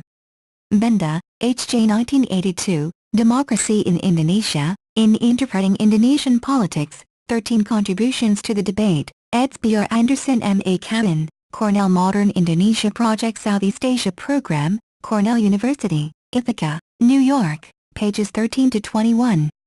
Carruthers, T. 1999, Aiding Democracy Abroad, The Learning Curve, Carnegie Endowment for International Peace, Washington, D.C. Carruthers, T. and Barnd, W. 1999-2000, Civil Society, Foreign Policy, Volume 117, Winter, pages 18 to 24, 26 to 29. Cribb, R. 1984, Elections in Jakarta, Asian Survey, Volume 24, Number 6, pages 655 to 664. Cribb, R. and Brown, C. 1995, Modern Indonesia, A History Since 1945, Longman, London and New York. Cook, R. C. 2003, Decentralization and Poverty Reduction in Africa, The Politics of Local Central Relations, Public Administration and Development, Volume 23, pages 77 to 88. Cook, R. C. and Menner, J. 1995, Democratic Decentralization and Institutional Performance, 4 Asian and African Experiences Compared, Journal of Commonwealth and Comparative Politics, Volume 33, Number 3, pages 309 to 334. Ducci, M. E. 2004, Local Government and Democratization, The View from the Chilean Border, in Decentralization, Democratic Governance, and Civil Society in Comparative Perspective, eds. P. Oxhorn, J. S. Tulchin and A. A. Sully, Woodrow Wilson International Center Press and the Johns Hopkins University Press, Washington, D.C. and Baltimore and London, pages 119 to 138. Eaton, K. 2001 A. Decentralization, Democratization and Liberalization, The History of Revenue Sharing in Argentina, Journal of Latin American Studies, Volume 33, Number 1, Argentine, Feb. pages 1 to 28. Eaton, K. 2001b, Political Obstacles to Decentralization, Evidence from Argentina and the Philippines, Development and Change, Volume 32, pages 101 to 127. Eklof, S. 2003, Power and Political Culture in Suharto's Indonesia, NIS Press, Copenhagen. Echo, S. 2005, Lima-Tahun Desentralisasi Indonesia dalam Perspektif Komparatif 5 Years of Indonesia's Decentralization in Comparative Perspective, in Pembaruan Otonomi Daerah The Revival of Regional Autonomy, eds. R. W. Traputro and Supartal, APMD Press, Yogyakarta, pages 21 to 42. Eldridge, pages 1995, Non-Government Organizations and Democratic Participation in Indonesia, Oxford University Press, Kuala Lumpur, New York. Emerson, D.K. 1979, Commons, Modernizing the Nation, in What is Modern Indonesian Culture. Ed. G. Davis, Ohio University Center for International Studies Southeast Asia Program, Athens, pages 225 to 229. 5. H. 1962, The Decline of Constitutional Democracy in Indonesia, Cornell University Press, Ithaca, New York. Friedman, S. and Quijado, C. 2004, South Africa's Double Reform, Decentralization and the Transition from Apartheid, in Decentralization, Democratic Governance, and Civil Society in Comparative Perspective, eds. P. Oxhorn, J. S. Tulchin and A. D. Sully, Woodrow Wilson Center Press, Washington, D.C., pages 141 to 189. Fung, A.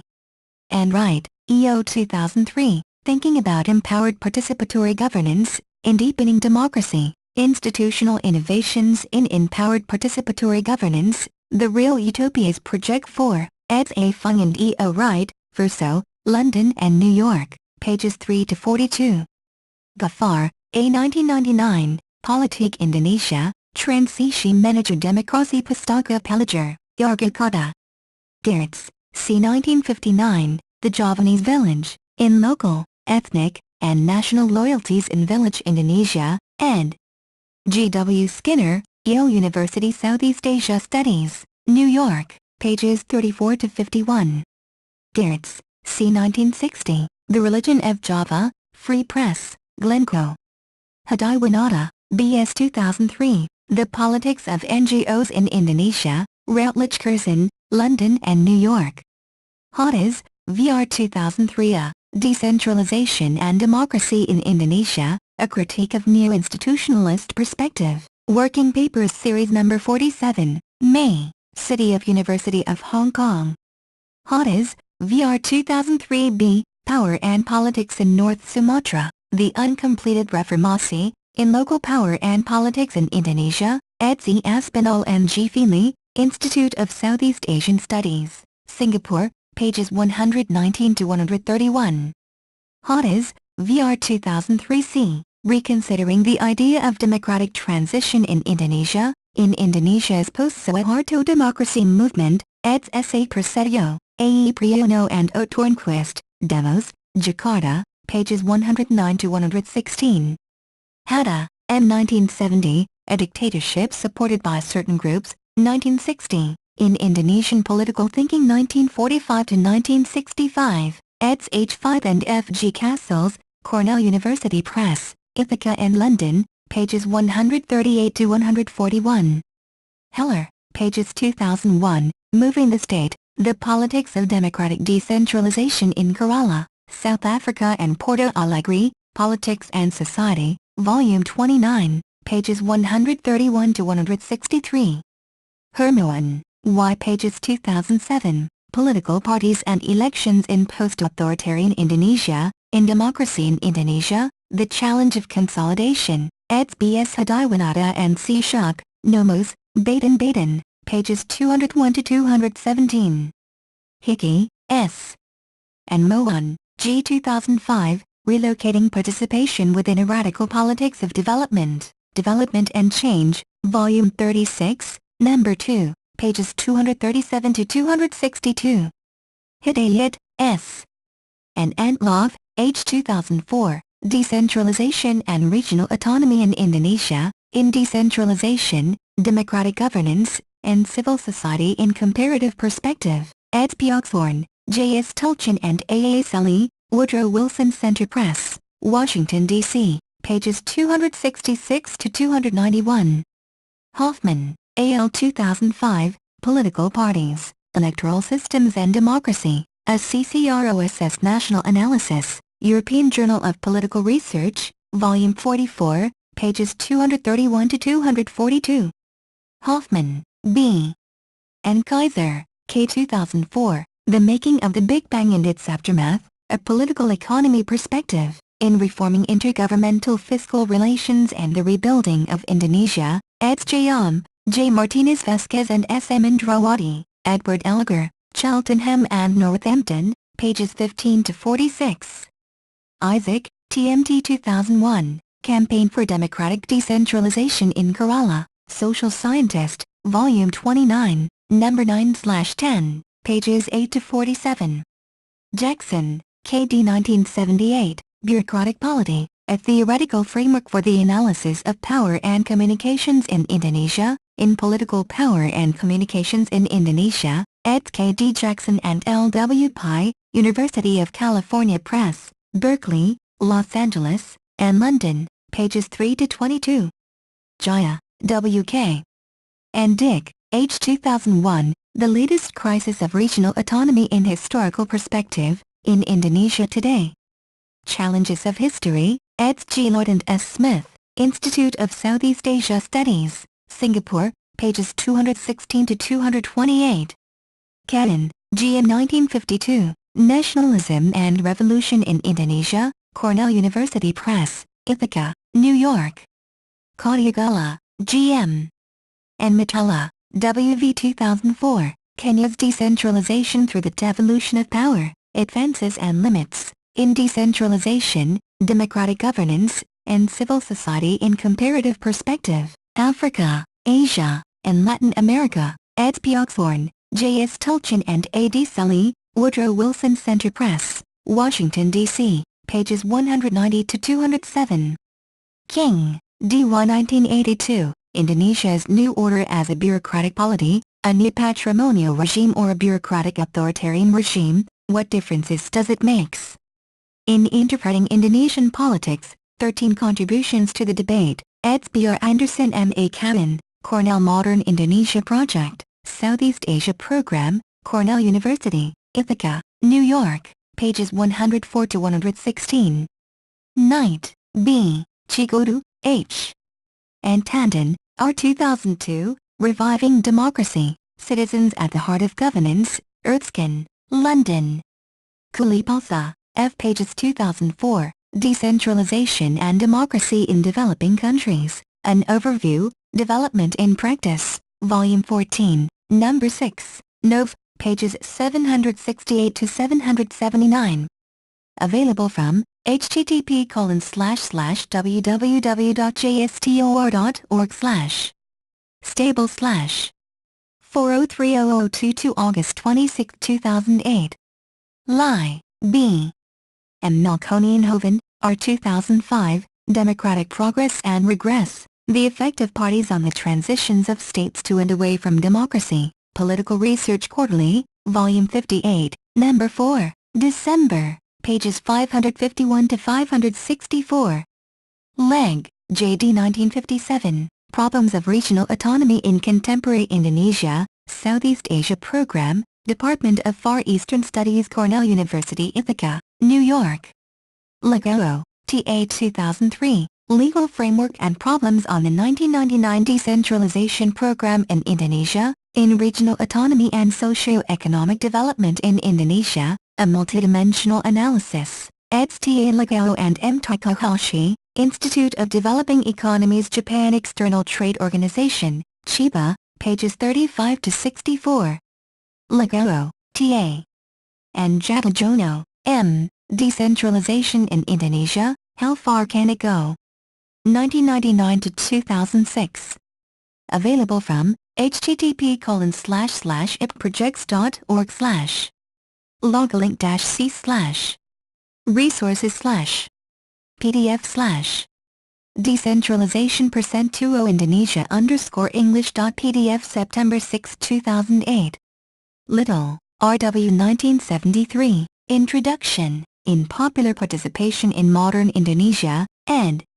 R.W. Little, Yale University Southeast Asia Studies, New Haven, pages 1 to 11.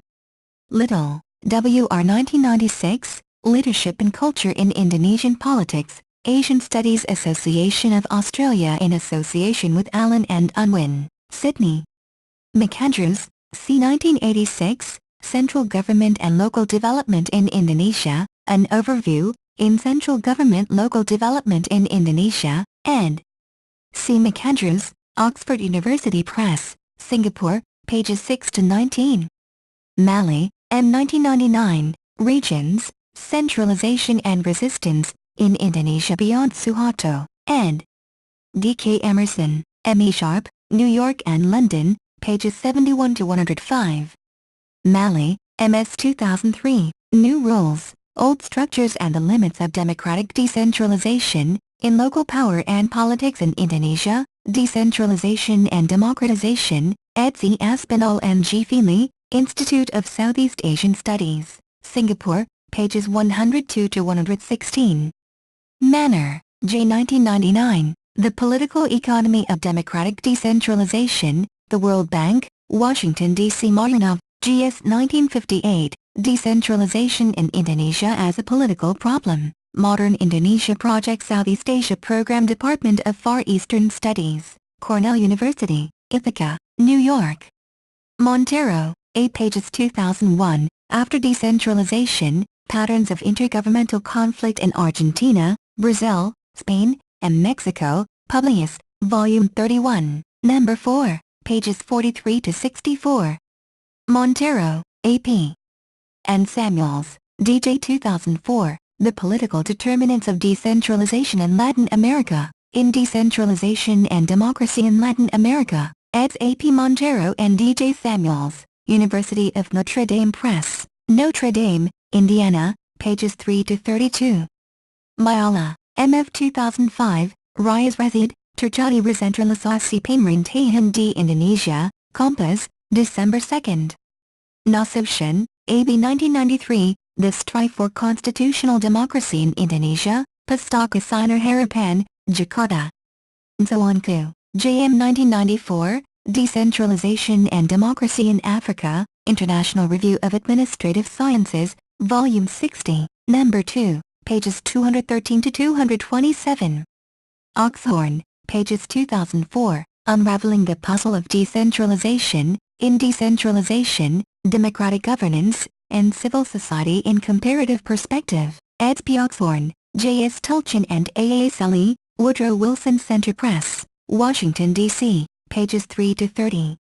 Palmer, A.W. 1959, The Sundanese Village, in Local, Ethnic, and National Loyalties in Village Indonesia, a Symposium, ed.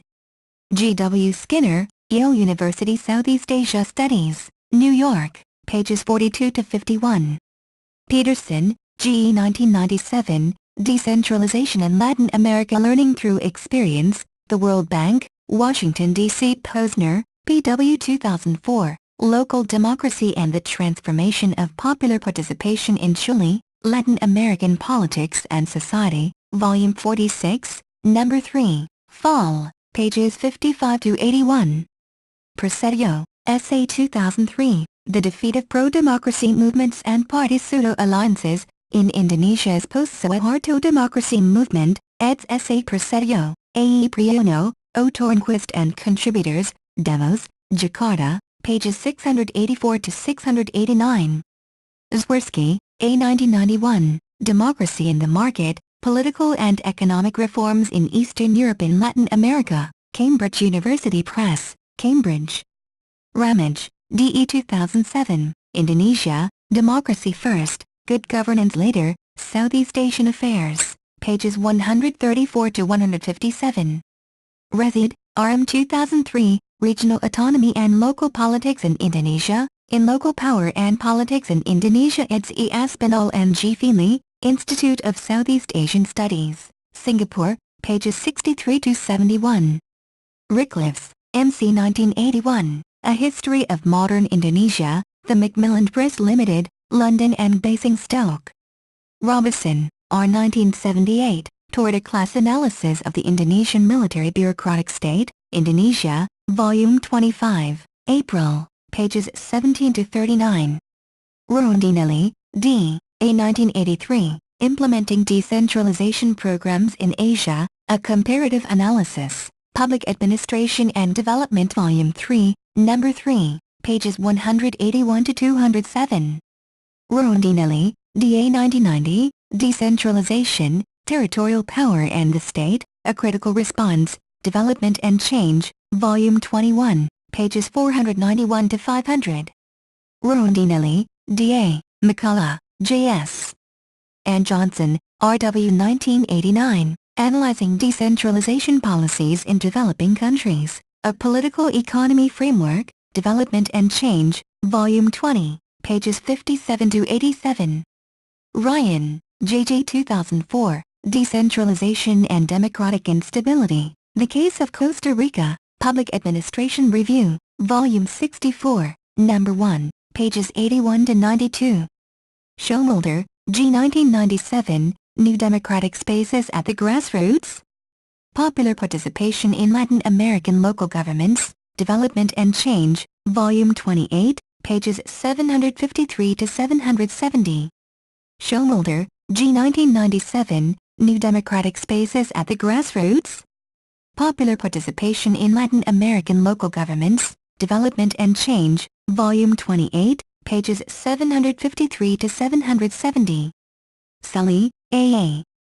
and Tulchin, J.S. 2004, Decentralization and Democratic Governance, Lessons and Challenges, in Decentralization, Democratic Governance, and Civil Society in Comparative Perspective, eds. P. Oxhorn, J.S. Tulchin and A.A. Sully, Woodrow Wilson Center Press, Washington, D.C., pages 295 to 319.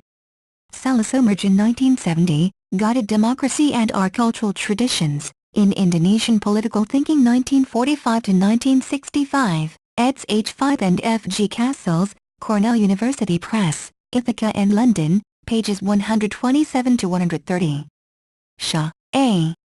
and Thompson, T. 2004, Implementing Decentralized Local Governance, A Treacherous Road with Potholes, Detours and Road Closures, World Bank Policy Research Working Paper 3353, World Bank, Washington, D.C. Skinner, G.W. 1959, The Nature of Loyalties in Rural Indonesia, in Local, Ethnic, and National Loyalties in Village Indonesia, a Symposium, ed.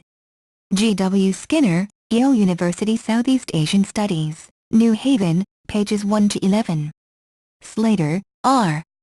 and Watson, J. 1989, Democratic Decentralization or Political Consolidation, The Case of Local Government Reform in Karnataka, Public Administration and Development, Volume 9, pages 147 to 157.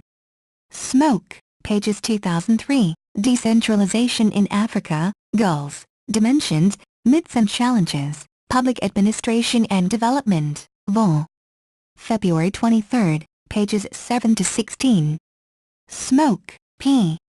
and Gomez, E.J. 2006 The Dynamics of Decentralization in Asian and Latin America, Towards a Comparative Interdisciplinary Perspective, in Decentralization in Asia and Latin America, Towards a Comparative Interdisciplinary Perspective, eds. P. Smoke, E.J. Gomez and G. Peterson, Edward Elgar, Cheltenham, UK and Northampton, Massachusetts, pages 339 to 367. Somergen, S. 1963, Some Social and Cultural Implications of Indonesia's Unplanned and Planned Development, The Review of Politics, Volume 25, Number 1, Jun, pages 64 to 90.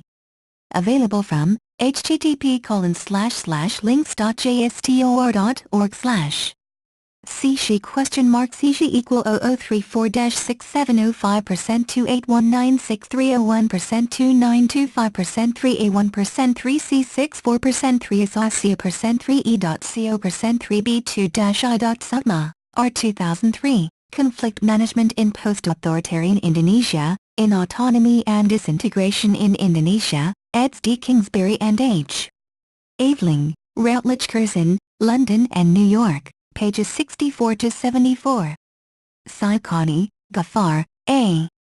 and Rezid, R. 2003, Otonomi Daerah dalam Negara Kesatuan Regional Autonomy in the Unitarian State, Pustaka Pelajar, Yogyakarta.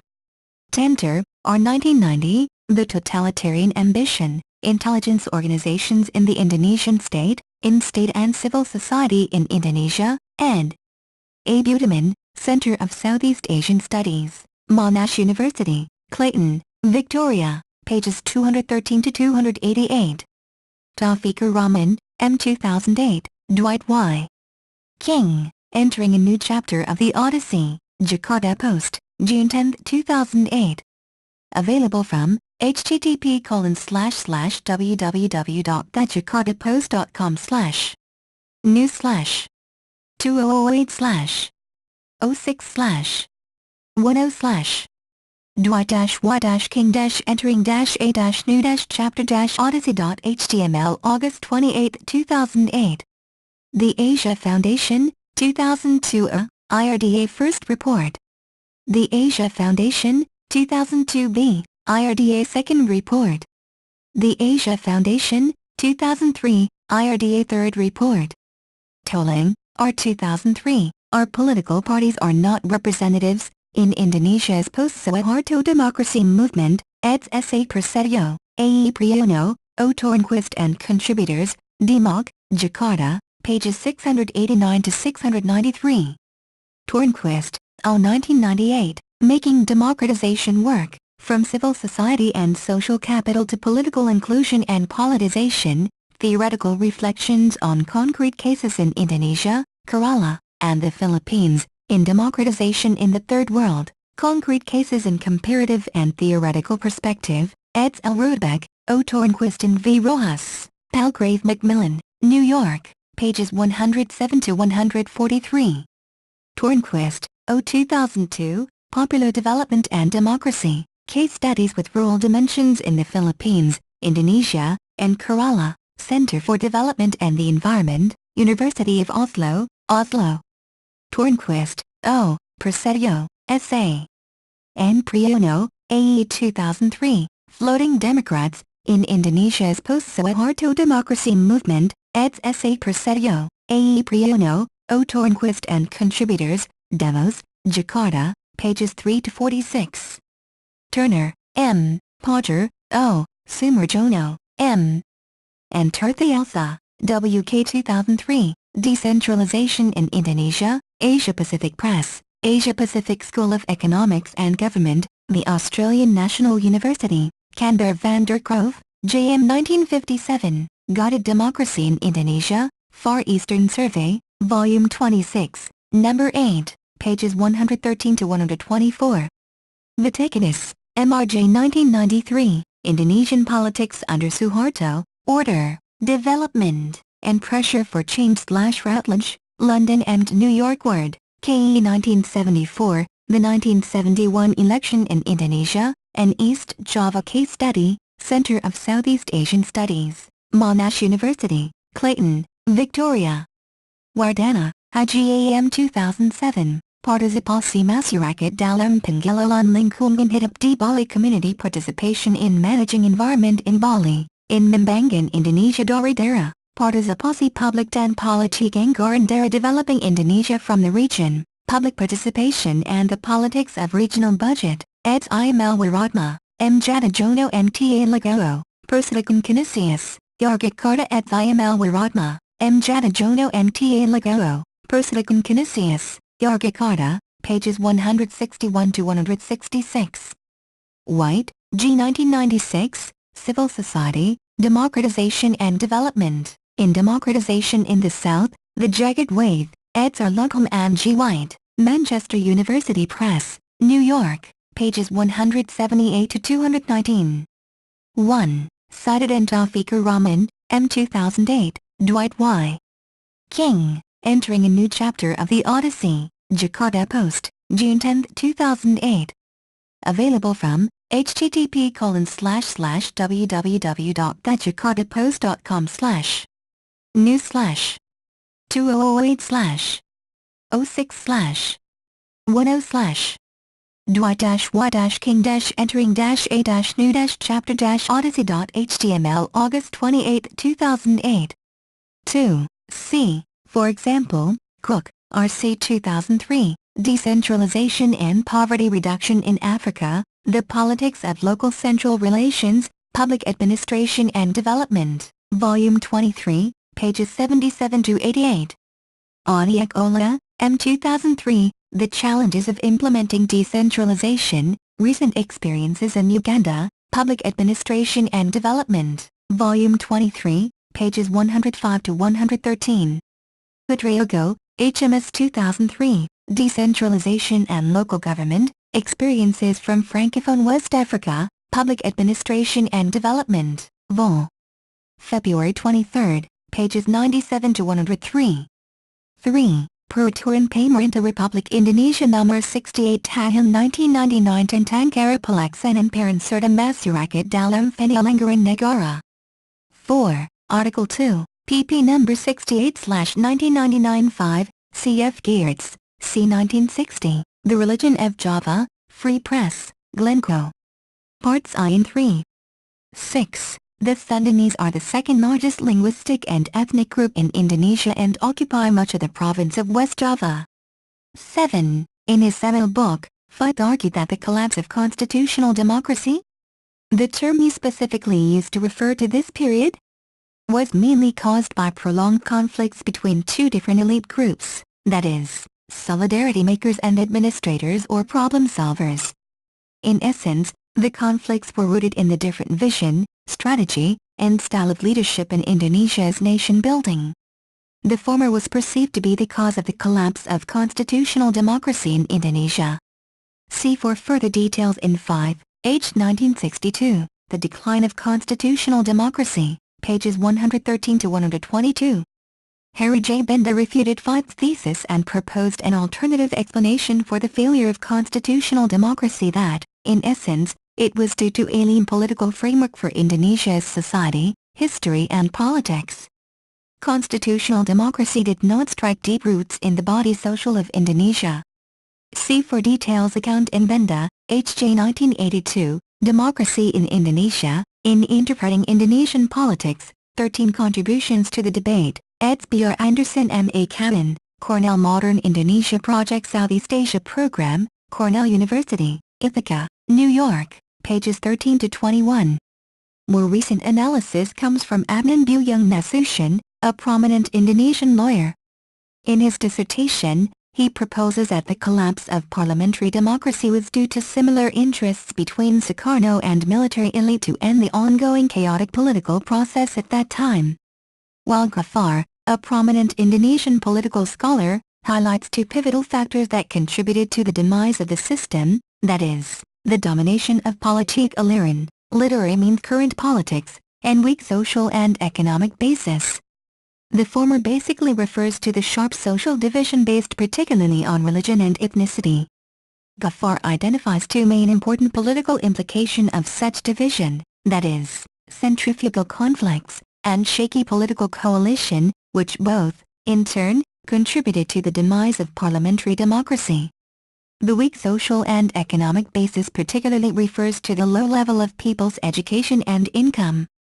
See further discussion in Nasution, AB 1993, The Strife for Constitutional Democracy in Indonesia, Pustaka Sinar Harapan, Jakarta. Also, Ghaffar, A 1999, Politik Indonesia, Transisi Menuju Demokrasi Pustaka Pelajar, Yogyakarta. Ghaffar, A 1999, Politik Indonesia, ch. I, pages 49. For Politik Aliran, c. Geertz, c. 1959, The Javanese Village, in Local, Ethnic, and National Loyalties in Village Indonesia, ed. G. W. Skinner, Yale University Southeast Asia Studies, New York, pages 34 to 51.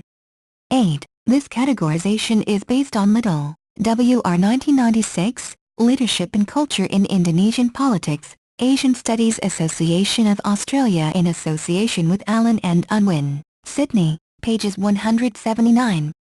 9. Komando Operasi Pemulihan Keamanan dan Ketertiban 10, Badan Koordinasi Intelijen Negara 11, for further details on the floating mass policy, see, for example, Ward, K.E. 1974, the 1971 election in Indonesia, an East Java case study, Center of Southeast Asian Studies, Monash University, Clayton, Victoria. 12. As Eldridge suggests, Indonesian NGOs refer to self-reliant community institutions, Lembaga Swadaya Masyarakat, LSM, and institutions for developing community self-reliance, Lembaga Pengembangan Swadaya Masyarakat, LPSM. In principle, LSMs are primary groups of poor people or local groups which work directly within them, whereas LPSMs are larger, usually city-based groups which support the development of smaller groups. See, for further details on Indonesian NGOs in Eldridge, pages 1995, Non-Government Organizations and Democratic Participation in Indonesia, Oxford University Press, Kuala Lumpur in New York. 13. As voiced by George Domingo Reynolds Hormat, an activist of Front Nasional Perjuangan Baru Indonesia FNPBI, National Front of Indonesia Labor Struggle. Kompas, January 22, 2003, Organisasi Non-Pemerintah di Tengah Gugatan dan Hujatan NGOs amidst criticisms and condemnation. Thank you for taking your time to listen to me. I hope you enjoyed learning about decentralization and democratization as much as I did. Kindly remember that you can get a custom, plagiarism-free essay at OWL Essays for as little as $10. The link is in the description. See you next time.